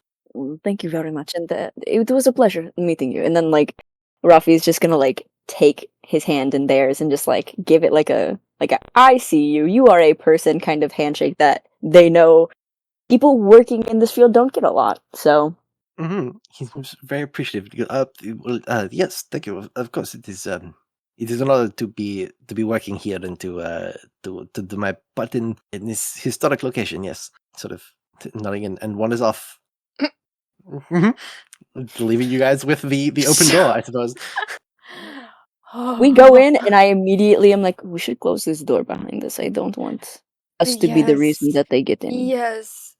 All right, so I guess sort of moving through the lower underground levels where the conservation labs are, and you can see all of these paintings stretched out on various canvases and removed in their frames, and all of these different preservation techniques and paints and oils and drying techniques all splayed out as they're working between things. And you can see laid out on almost on an angle canvas on a stand facing downwards almost is the painting Sequier de l'Amor in the middle of restoration and examination. Can I take a look and make sure this is the real one? Yeah, it is real. It definitely seems to be real. You sort of have to angle yourself weird and like crouch down to look like from underneath up at the painting because of the like weird angle it's being propped up at. But yeah, it does seem to be the authentic painting. Ruffy's just gonna let out a little sigh of relief that they weren't like already too late to what could have happened. Darcy and Cadence. I again would maybe like either of you to roll a finesse pinpoint roll. 9. 9. Okay. You notice as you're sort of moving around, Carmine kind of slips their hand into Victoria's and then pulls them out of the gala and out through the crowds and down into one of the hallways. But specifically the hallway that leads off towards the restoration labs. Do we already know that they're in the restoration labs? Did they say anything before going in there? The other two? I feel I like we believe would have we been updating Yeah. Yeah. whenever we're apart. Yeah. Hacker voice, I'm in. Okay. So Darcy's just gonna go, hey, just a heads up for you guys. The lovebirds are currently heading to the restoration lab. Don't know why, but that's where they're going. So I think we should get out Yep. before someone who actually works here shows up and knows that we don't. Is there any other windows in this room? Like any other entrance besides the way that we got in and we got out? There's probably like maybe another door that has like supply rooms and things. I think it's more of a, I don't think this room leads anywhere, but there's probably places you like could hide behind desks. There's a supply closet, or you can just go back out into the hallway. Like I said, you guys kind of came down some stairs and elevators and things, so there is like time before they get to you. But yeah, Are we hiding in the supply closet? I think I'm gonna set up, because we got the little thing that we could like put on the wall and then we could listen into the room, right? We could do that and then hide in the supply closet in case those guys come back and are like, hey, pretend this never happened, get out of here, you know, that sort of thing. So wait, where are we putting the listening device? Like leaving it like somewhere in the room, maybe on the wall, like near the table or something. Okay. That is only if that is comfortable with you.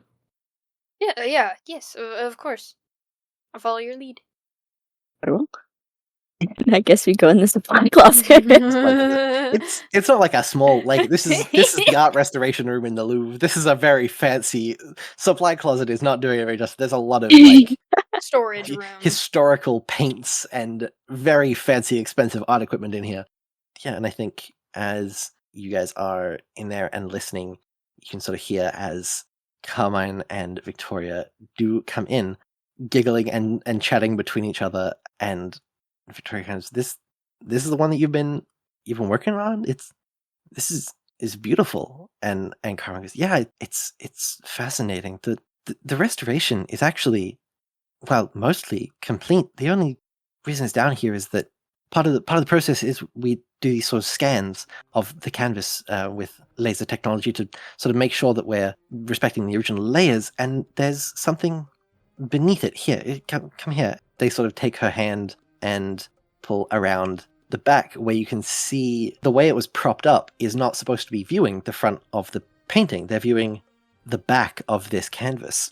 Carmine sort of reaches over to a table and picks up a glove, and they run their finger along the back of the canvas. Here, we found these inconsistencies in the lower layers, and something's written on the canvas. That's why it's still down here. There's something beneath the painting. It's been fascinating, truly. We think it's potentially some kind of recipe. I mean, given the history of the artist, there's chances it's paint, but some of the substances seem almost historically alchemical. It's bizarre, honestly, but fascinating. What in the national treasure? I thought you forgot that you were talking to yourself. Listen, Carmine is explaining and talking about it. We had some people working on a translation, and there's something about one of the words that was translated seems to be relations or fated relations or something.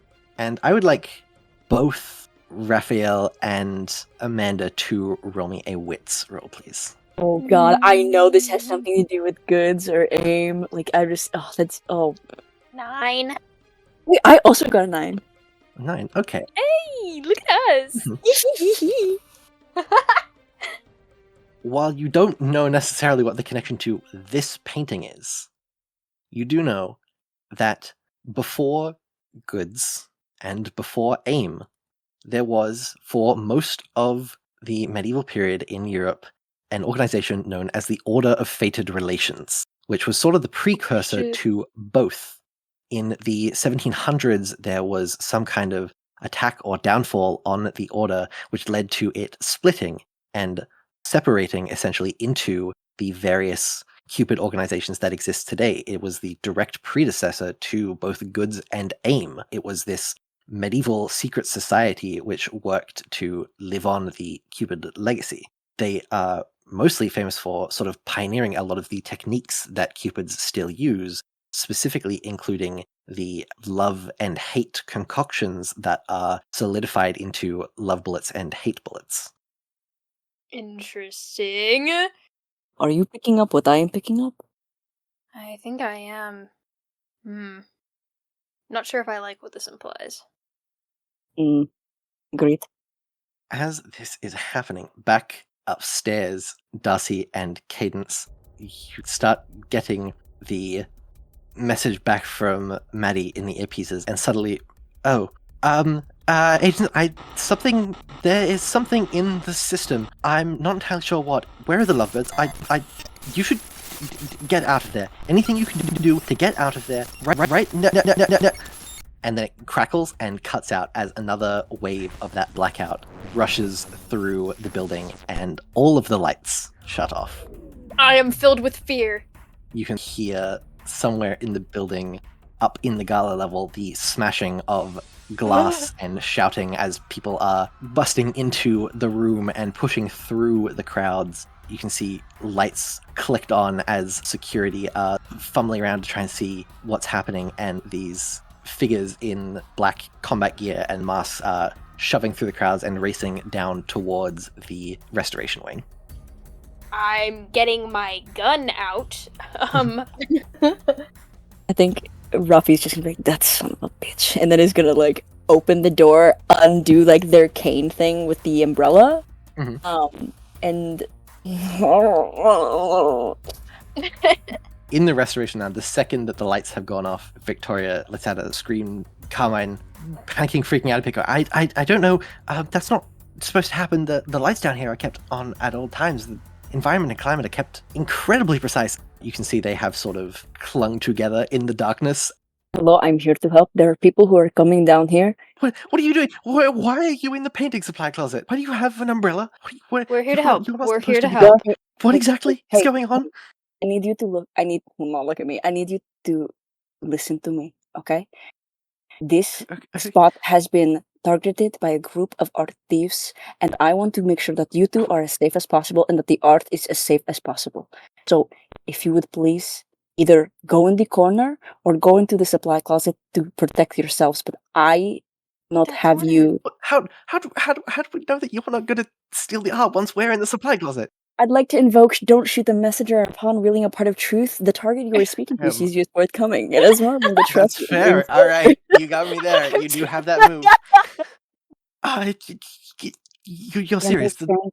Yes, the Louvre is being scary. robbed, and I think Victoria is freaking out even more. She's like, I am not. I am on a travel visa. I can't be caught up in the robbing of the biggest museum in the world. Take a deep breath. Take a deep breath. It's going to be okay. We are going to make sure whatever happens that you guys are safe, okay? Okay. I think they shuffle into the supply closet, like again, like clinging to each other Does the door open in or out? to the supply closet. Probably out. Yes. We barricade the door somehow. I don't think that they would go into the supply closet if they're Afraid. coming in for. That's fair. I have my big That's fair. bulletproof umbrella. That's true, and I have a gun. We're good. Yeah. Literally, we just hide behind the umbrella and it should be fine. What's the plan? What do we do now? Are they in the supply closet right now? The lovebirds are, yes. I'll be honest, I did not have it planned. Farther than Okay. I wish we had the things that the other half of our team had, because we could create a fake painting and hide the real one. Are our comms still working? Yeah, your comms is still working, I think. I think we're gonna try to talk to Darcy and all them. Yeah, come Yeah. here, please. I was busy being a Markiplier cop. Markiplier cop would not phase. He would be prepared. Markiplier would never. Anyways, carrying on. In the chaos, she's not gonna be Markiplier anymore. Come to our location right now, please, please, please, please. Yeah, okay. I will say, just as part of like general spy, I feel like you guys probably have like torches or like flashlights. Oh, please, at least like on our phones. Like- this is Yeah. this Yeah, is you would present have- day. Could use trained ear to like try and figure out what the robbers are doing.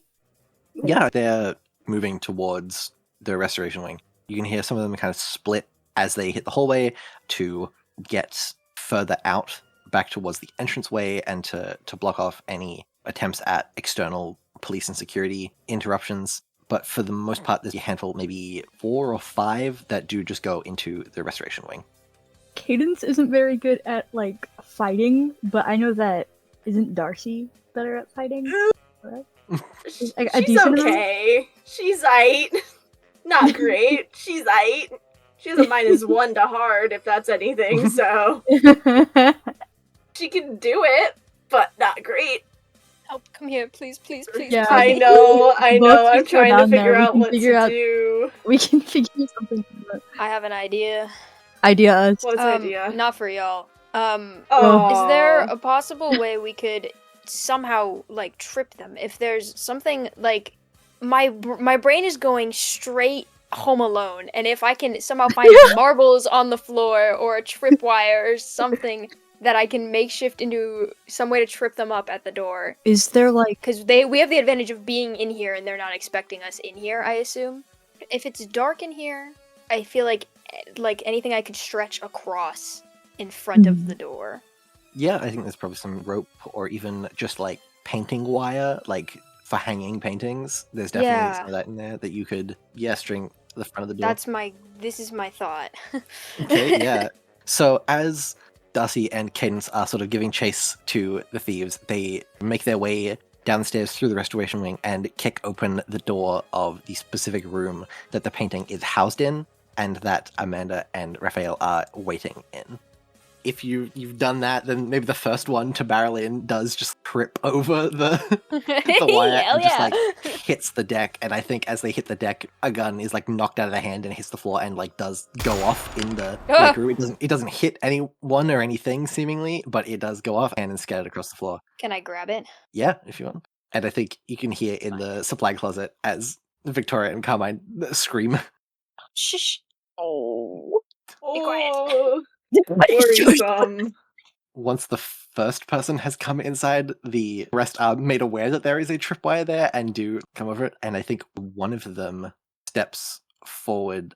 This more feminine voice goes, I see. Well, we don't want to hurt anyone here. If you would just like to step out of our way and give us the painting. No thanks. Does this voice sound familiar at all? No, it does not. Just checking. They have, most of them are wearing like a face mask or even like a ski mask. This person seems like probably covered up in a hood and a full mask, and even it looks like they're wearing sunglasses almost, the light reflecting off it, which seems a little bit counterintuitive. You really can't see anything. They are just sort of this silhouette, and they're sort of saying, yes, I see. Well, That is a shame. And they almost seem to melt into the shadow. They are gone, leaving the other Guys. 3 standing What? robbers and the person who is now getting up off the ground. I'm looking around. I am scanning. I'm using my little glasses to try to scan for any imperfections that I don't know. I doubt they have heat tracking abilities, but if they do, I don't know. I don't think you pick up anything, but I think maybe at this moment is when Cadence and Darcy catch up. Guys. I think Roth is just gonna call out how many perps there are and how there is a code word for Cupid adjacent individuals. They're also going to call out that there is one of the There's gotta be. we've established there's Sandman peoples. So if there's, I think potentially that individuals would be termed as a theurgist or a theurgy, which is sort of the branch of natural or divine magics adjacent to the natural order of things magic, as opposed to thaumaturgy is using magic to do something, whereas theurgy is sort of the magic that helps the world run. So I think an individual would be classified as a theurgy, and I feel like you guys would know that. how many men are coming down the stairs? 5 in total, including the person who melted into shadows. Okay, so there's 4 people currently in between Raffi, Amanda, and then Darcy and Cadence. What I'm seeing, the option here is we fucking grab the painting and we steal it instead of them. And I don't know if that's a bad idea or not. I mean, it's protecting it, so I don't know. I don't know. I have -2 to hard. I'm not prepared to be in hand-to-hand combat, but I can shoot real none good. of you are hard wait. builds. You wanna know what I'm gonna do? I have an idea. I have a concept even. Okay. Yeah. So I am going to go over the radio and go, okay, I want you guys to cover your ears because this is gonna probably be very loud and also bright. And I'm gonna pull out the pop champagne. And I think I'm gonna hold the umbrella up, one, to shield our eyes, but also to shield the painting, just in case the presence of a good flashlight is going, a big light is gonna wash anything out or ruin anything. Okay, yep. Good idea. The 4 rowers are completely, what's the word I'm looking for? Not discombobulated, but Discombobulate. discombobulate. But I'm gonna caught cry. up in the moment, blinded and ears ringing, room is filled with a flash of light as you guys are kicking the door. The 4 of them are stumbling, staggering back, unsure of what's happening. And while that's happening, Raffi takes the real painting and goes in the closet. Yes. And then I immediately make a fake one. Yes. I would like for Raffi, could she make a Help. Help. It's dark, so if the painting doesn't look perfect, that's okay. I would let you make either a finesse or an Amor roll. I'll go Amor since I have a +1. Okay. Come on. Okay, 11. Okay. That's a success. Yippee! Yep. Okay, so you've grabbed the painting, and I think it is a large painting, and you do manage to get it into the closet. But if you are planning to do anything else, you would probably need to start trying to take it off the wooden structure.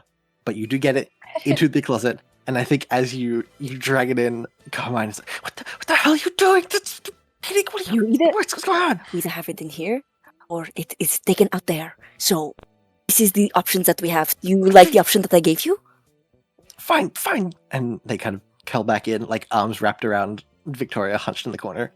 Outside, what is happening? Back in the room. Am I then using the Polaroid and then also ducking in the closet, and then you guys take the painting and run? Is that okay? I'm nervous. So I'm setting the Polaroid to an hour.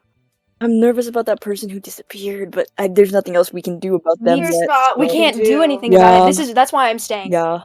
So I'm flashing the Polaroid and then also ducking into the closet after Raffi. Okay.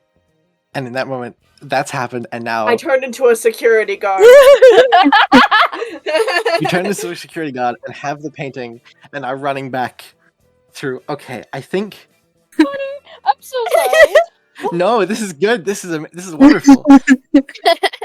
The art thieves, they've forgotten the hour, but this wasn't an hour job. They've been planning this for a long time. Yeah. They're like very confused, but also The idea is confusion.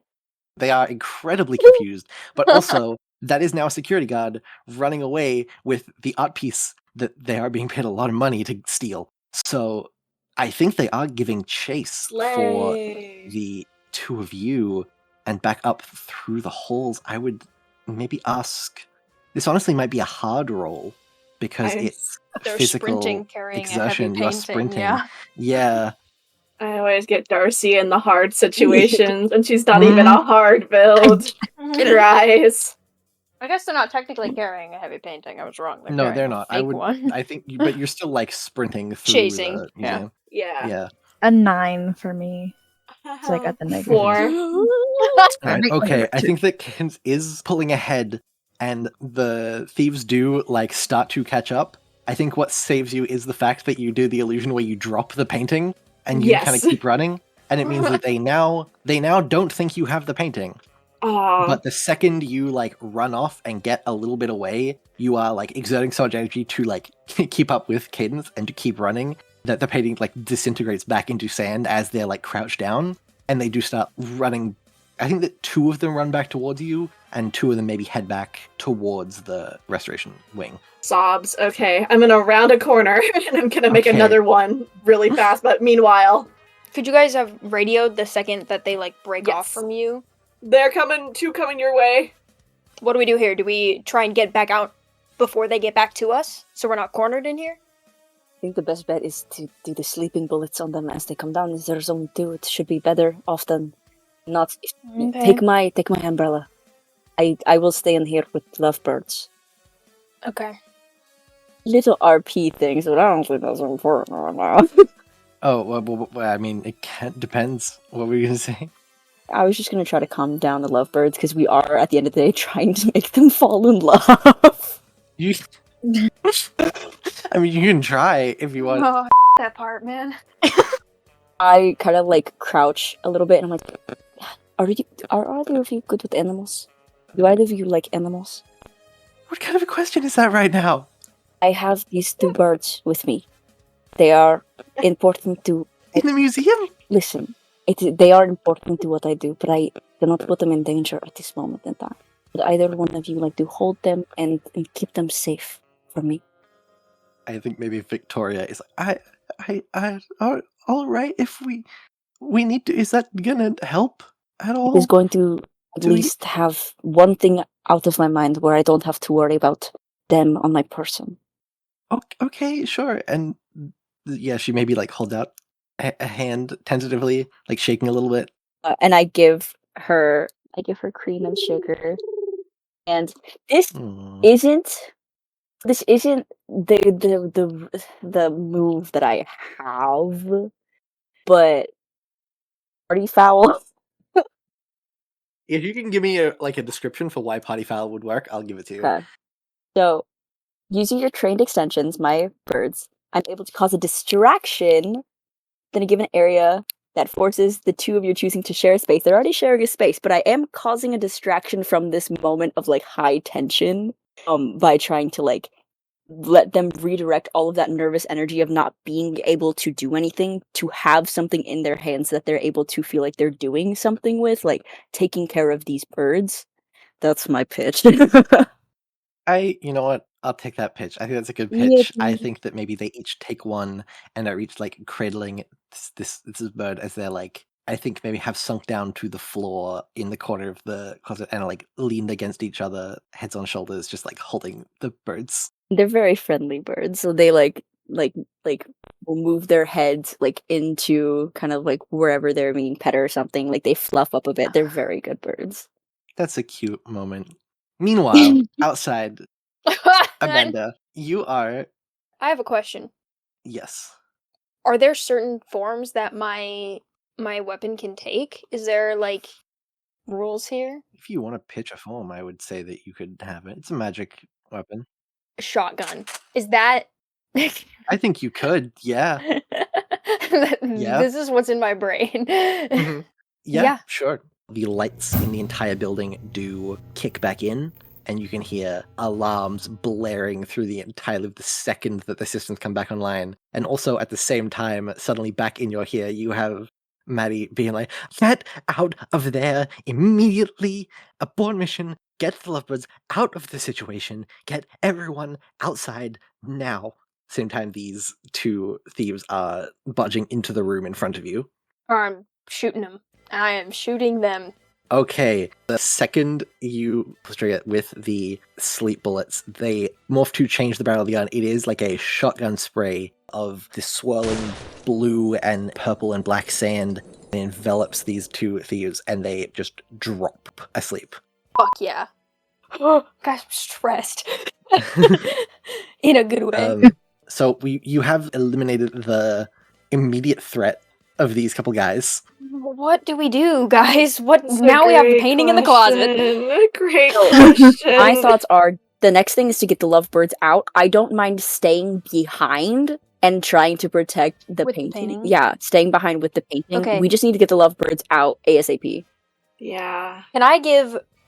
So I currently have long distance love, long distance situation, and the gun I stole from the guy. Can I Yes. give one of these to Raffi? Yeah, Probably sure. the real gun. Because Okay. that, I don't know, A human gun. the normal, legitimate gun. I don't know how to shoot this. I mean, okay. Listen, it's gonna do you better than not having anything. Do you want to take my umbrella when you go? No, that's probably also better for you to keep on you if you have the painting, I feel. Okay. I'll be okay. It'll be okay. Be safe. Will do. You have someone who really cares about you. Cries? Stop that. Amanda, nods and then will gesture to the two lovebirds and try and get them out. And it's gonna, radio to Cadence and Darcy and see where they are and go meet them. Newman. If one of you would like to roll me a finesse roll to try and maybe lose the thieves. I'll do it for funsies. Let's see how it goes. Okay, that is an 8. Okay, I think you do manage to lose them, but you also manage to get a little bit turned around in the halls of the museum. You are sort of running by and find yourselves in a room filled with all of these statues and paintings and have lost track of where exactly you are. Oh my god. For flavor, you have ended up in the room of Psyche revived by Cupid's Kiss, which is the statue by Canova housed in the Louvre of Eros and Psyche kissing. Oh. You have sort of ended up in that room, but lost. So, Sick No, I'm gonna painting. try and find I'm them. lost. a huge marble statue. Sick painting. I'm lost. Do we have, because you said that Mati gave us a layout of the Louvre, could we possibly Rafi call into Darcy and Candace and try to get them out of there based on hey, you're in this room, there should be a thing to your left, go through there, that kind of thing? I think so, yeah, you can kind of radio them in directions. And as you're doing that, so consecutively we sort of have Raffi in the room with the painting and these unconscious thieves guiding from the map in the heads-up display Cadence and Darcy through the halls. At the same time, Amanda is leading the two lovebirds, very panicked, back out into the gala where people are being escorted out by security and police, and I think maybe you get them out there, still cradling Cream and Sugar as security usher the crowds out, and Amanda maybe slips back away. And Raffi, I would like you to make a... Just say it. You can say it. just a hard roll, please. Yeah. I'll give it a try. Mhm. Sad face No. emoji. Come on, darling. Let's go. Uncool. Bam! So that's a 7 on the die, but I do have -2 to hard, so that's technically a 5. Mm, Yeah. yeah. Does my Brilla-proof umbrella do anything? I think that there is a shift in the shadows around where the thieves had fallen unconscious, there's this kind of swirling of the sand around their heads as they're dreaming, and it's sort of shifting to keep them still asleep. And it's just in the corner of your eye, but you do see this shift, and it moves around behind you, and you go and you try to swing with the umbrella, and you do manage to catch someone. You catch a figure in the side, and they grunt in pain, sort of, bitch, and then throws the sand dust at Raffi's face. And Raffi is knocked out as the figure sort of reforms from the shadows in the room with the painting. No! Hello there, Connor again. Sorry to leave you on that little cliffhanger, but I'm just stuck in here with a quick little ad for our Cantripped Patreon. Obviously, there's never any pressure to support us, but if you can, it means the absolute world. And of course, we have a whole heap of really cool bonus content over on the Patreon for our members. Not only do you get exclusive role and access to special channels in our Cantripped community Discord, along with early access to episodes and even blooper episodes, but there is more as well. Just recently, we actually got to release the full text of The Ballad of Daniel Thorns, both the lyrics and the attached folktale, which I got to work on with the amazing Uninformed Zenial. And also coming soon to the Patreon, we have 2 canon short stories for Cantrip, one following our beloved Prince Aurelius, written by Jamie, and another coming soon from me, set in the world of Goods, following our lovebirds Penelope and Luna from the first session in the aftermath of the house fire. And speaking of Penelope and Luna, alongside this one shot out on the Patreon right now is a deleted scene where our Cupids got to interact with their previous targets, a snippet of which you can hear right now. Sorry, and then she takes a second and looks at you and goes, I know you. Were you at the university in the house fire? Now, how do we answer this one? That's what I'm saying. How do we handle it? I mean, I think we can say yes. Yeah. I wouldn't be like, we've done other things since the house fire. So if you would like to listen to that full deleted scene along with a whole heap of other really fun bonus content and you're in a position to, please consider supporting us on the Cantripped Patreon, which is, as always, linked in the show notes. And now, back to our Tour d'Amor. Just given that it was not a direct hit, Raffi does wake up fairly quickly with Maddie in the earpiece, like screaming for you. Raphael, Raffi, come on! I'm okay. I'm okay. Ah, jeez. Oh, thank God. Okay.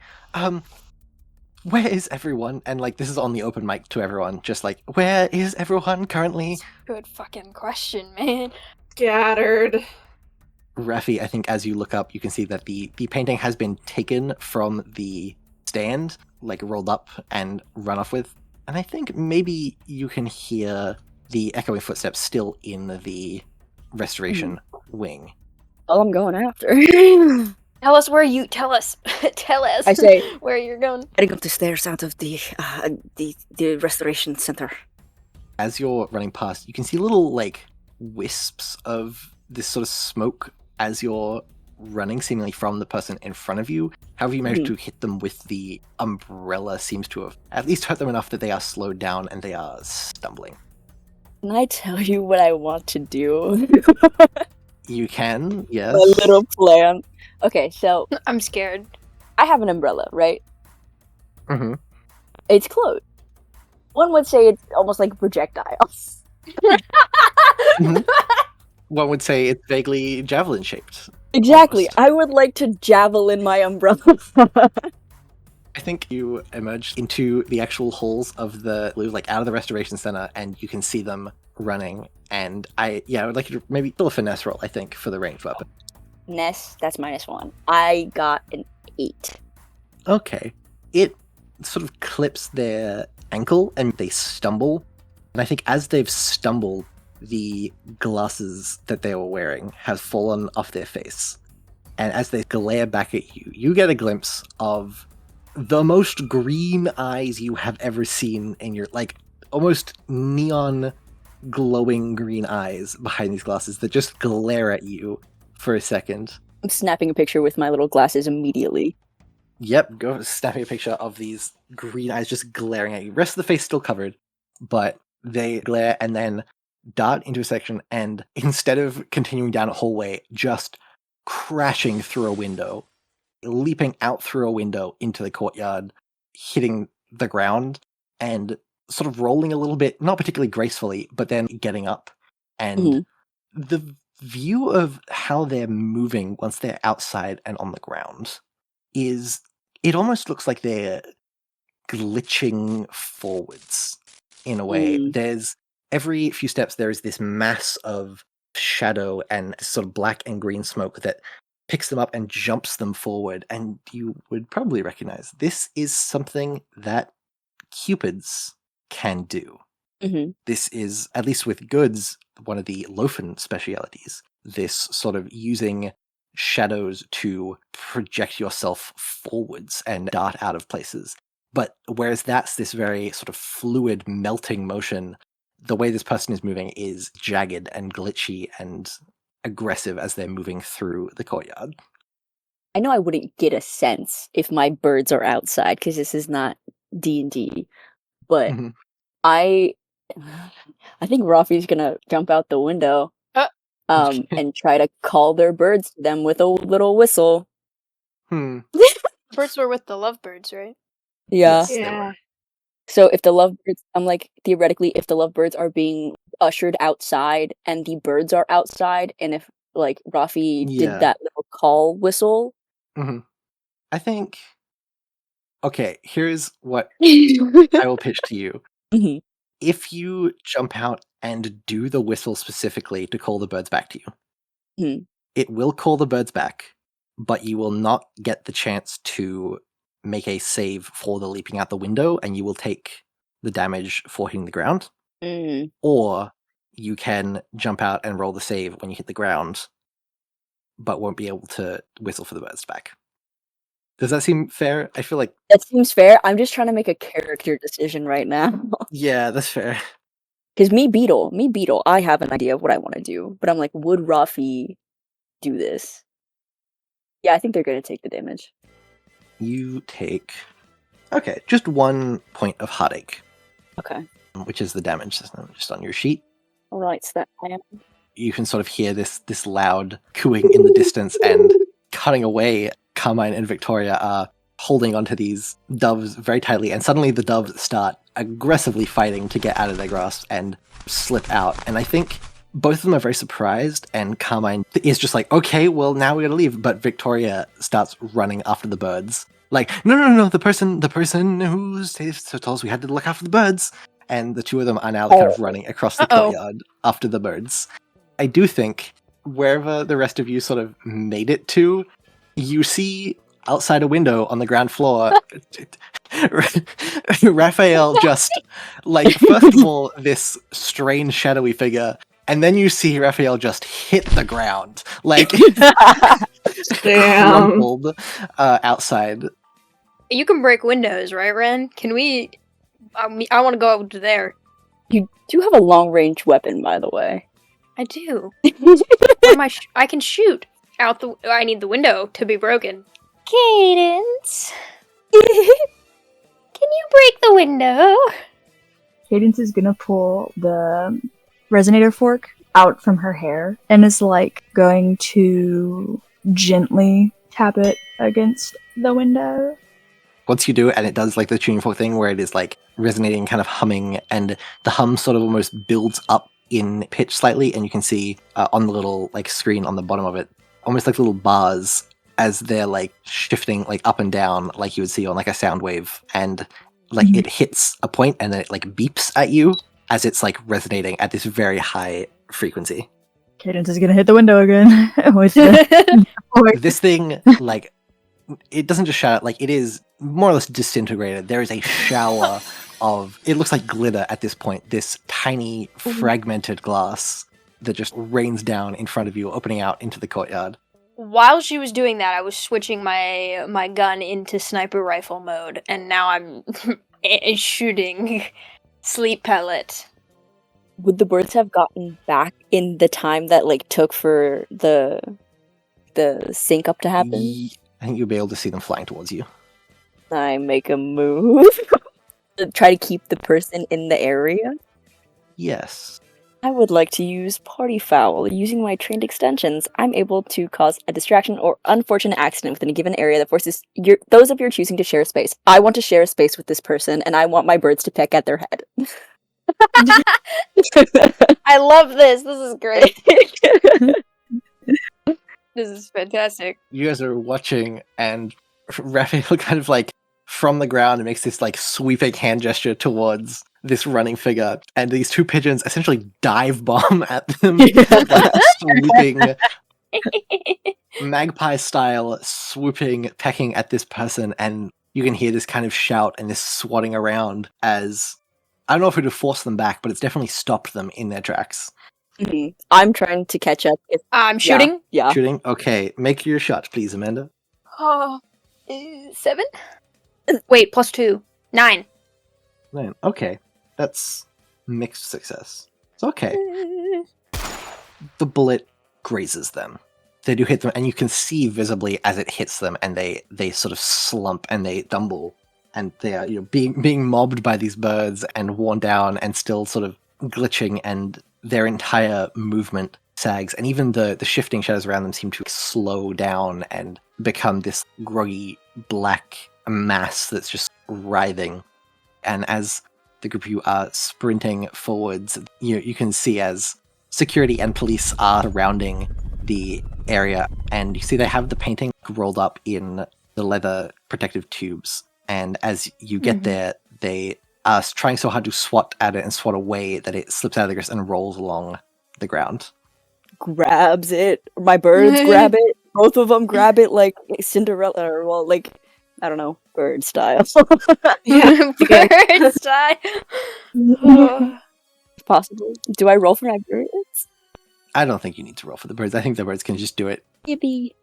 As you guys are approaching, and this person stands up now that they are no longer being mobbed by the birds, and they're like holding an arm to their shoulder where the bullet grazed them, and you can see that sort of swirling bluish purple sand. They're almost trying to hold it back away from their face where the sand is trying to crawl up their arm. I have spent 10 years flying under the radar of every world government, every organization, and I am stopped by fucking cherubs, by cupids. I hope you're happy with yourselves. Oh, very Quite. much so, actually. Yeah. Oh, no, cry about it. Yeah, maybe you should have just been better, maybe.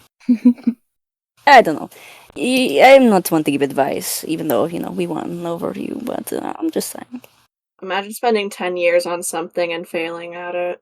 Wouldn't be me. Maybe next time just don't trust Jefferson Briggs. Maybe that is, They like raise an eyebrow of like, what is that? What is that even supposed to, what does that mean? What? Like, just like there's generally a moment of confusion when you say that, like, who, okay. I don't like that there's confusion there. I swear, I have my eye on you.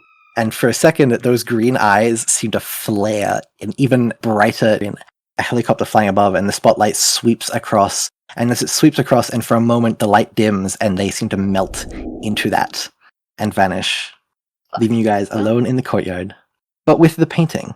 But with the painting, a win is a win. We did We it. did it. A win is a win. Standing illuminated in the light of the glass pyramid of the Louvre, the statue of Nike visible standing behind you Through a broken window. through a broken window. I'm going to call out the name of the most important people that I know that know me because I am in the art community as an art conservator and an art consultant. So I am calling out whoever's name I think. I don't think there's anyone like immediately getting to you because you are sort of in the middle of this national landmark. So I think you do have like a little bit of time that you're just like allowed to breathe for a second. I don't think Rafi does. In this very picturesque spot. I will give you guys time to figure this. I will go return this. Amanda is going to immediately just like pull Cadence into a hug and be like, I'm so glad you're safe. They hug. They hug. They hug. Cadence gives him like a cute little like smooch on the top of the head. Ah, It's like I'm glad you're here too. Gay people. I like their height difference. So they're different. They're gay people. Gay people in the Cupid one shot. Whoa. Cupid one shot. In our good Cupid one shot, they better be. I want to look over towards the lovebirds and make sure they're okay. Yeah. Can we? I think if you look over, they are having maybe like seen what the birds were going to do and like looking like from the birds to you guys and then the security surrounding the Louvre. They are like keeping their distance, but they're together and they are holding hands over in the corner. Mission accomplished. Man, we're not good at the subtlety part of this job. are we? To be fair, there's extenuating circumstances this time. It wasn't Yeah. our fault. It wasn't our bad. I have a question, Connor. Could we do small time jump and do like visit Eiffel Tower before we leave to go back kind of vibe to end off? Go for it. Like a day later. Day later, we're on the Eiffel Tower. Day later. Yeah, I'm thinking like next morning. we're in Paris. Day later, you are still in Paris.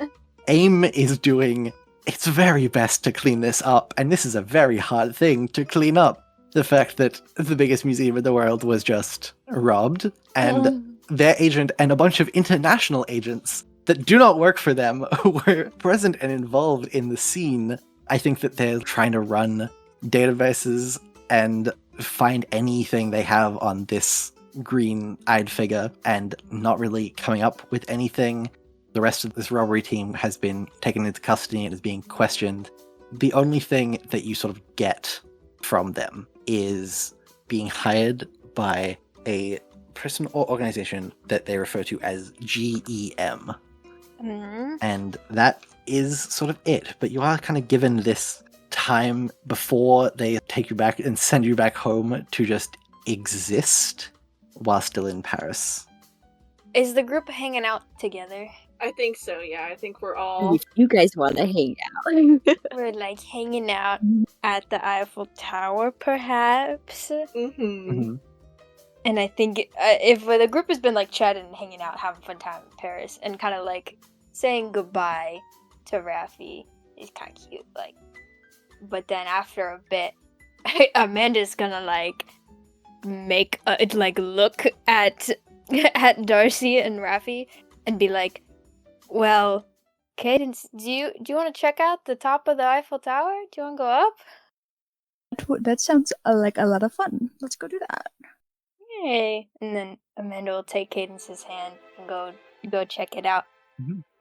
And when they get to the top, Amanda's gonna be like, "Cadence, this feels like, you know, the most picturesque location we're gonna see for a while, and it's been a while since the mission where we first met, so it felt poetic to, after a successful mission, another one, to ask you an important question."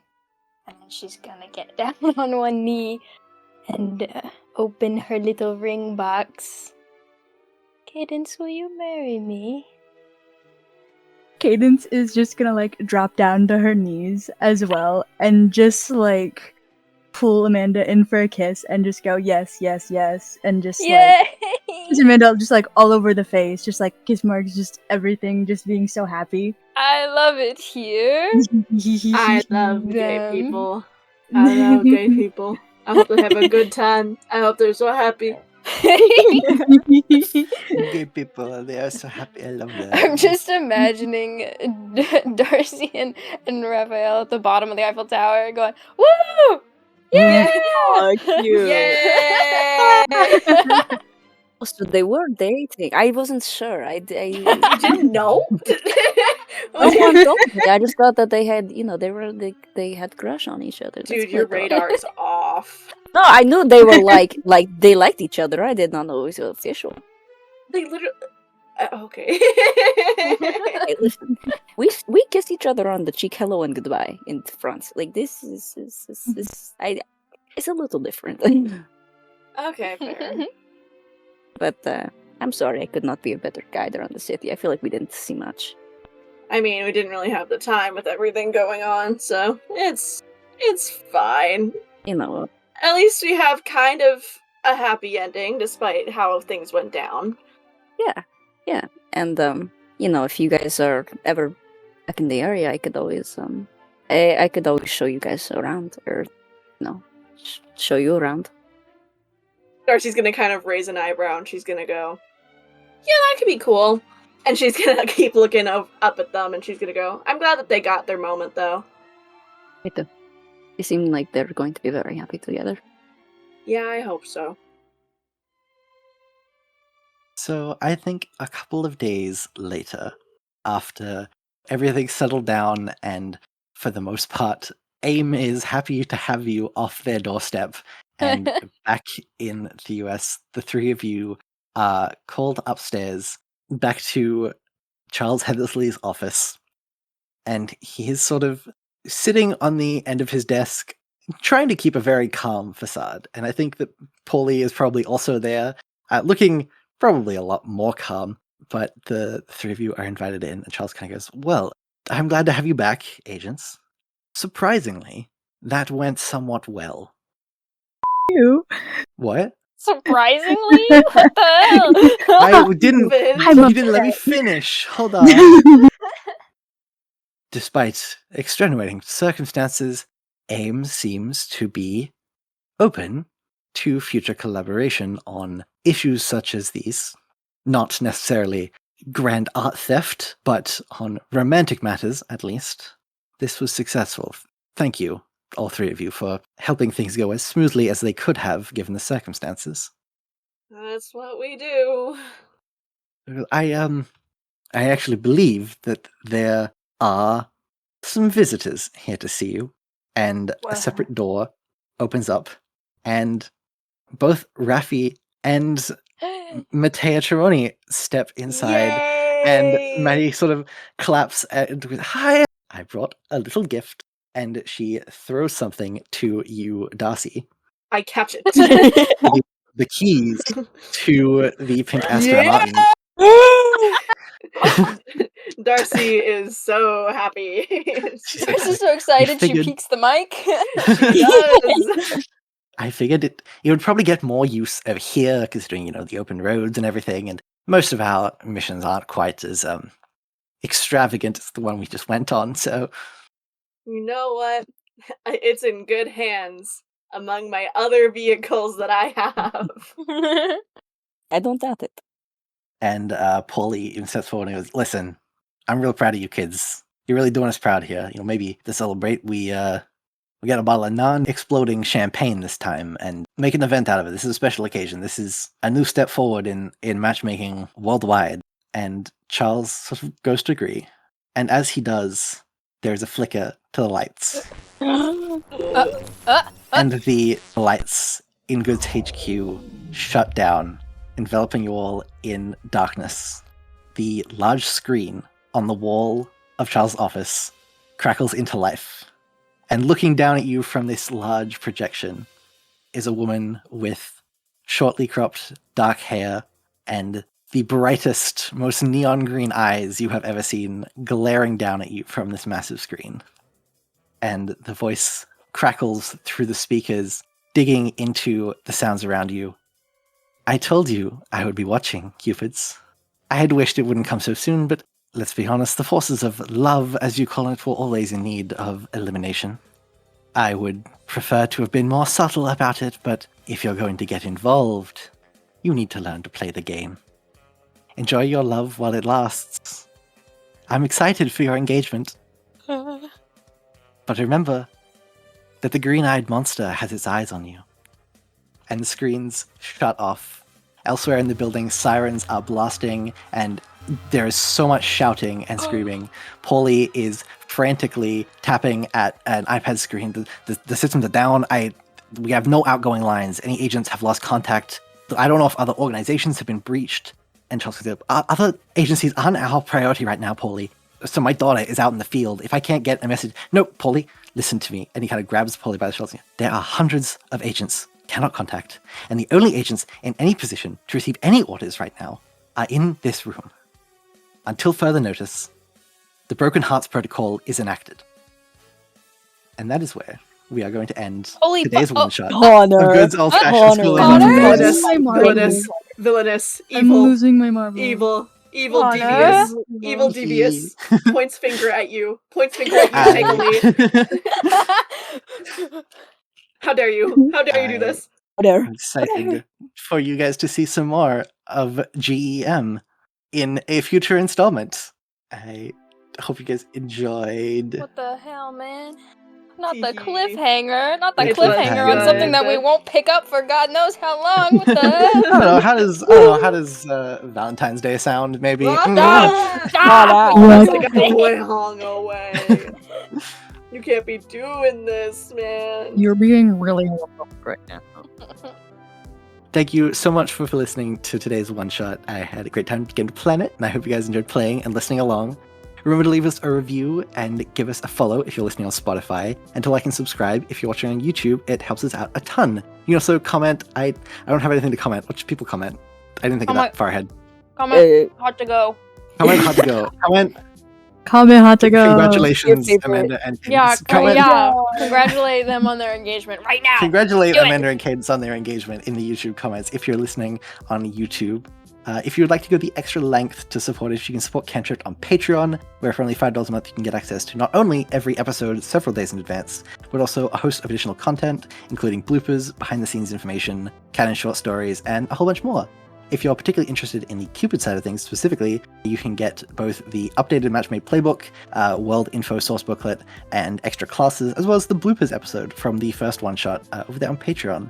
But if you're not in a position to support us there, the best thing you can do to help the podcast grow is to tell people about it. Word of mouth helps the podcast grow and spread more than anything else does, and it helps us a ton. So if you got friends who think would enjoy some silly little D&D adventures, yell at them about us. Or if you'd like to yell with people who also like Cantrip, or at us specifically, you can find the links to both our community Discord in the show notes, as well as our Tumblr tag, where a bunch of us are lurking. And with that, I think that is everything. So from all of us Cupids, thank you for listening, and we will see you next time.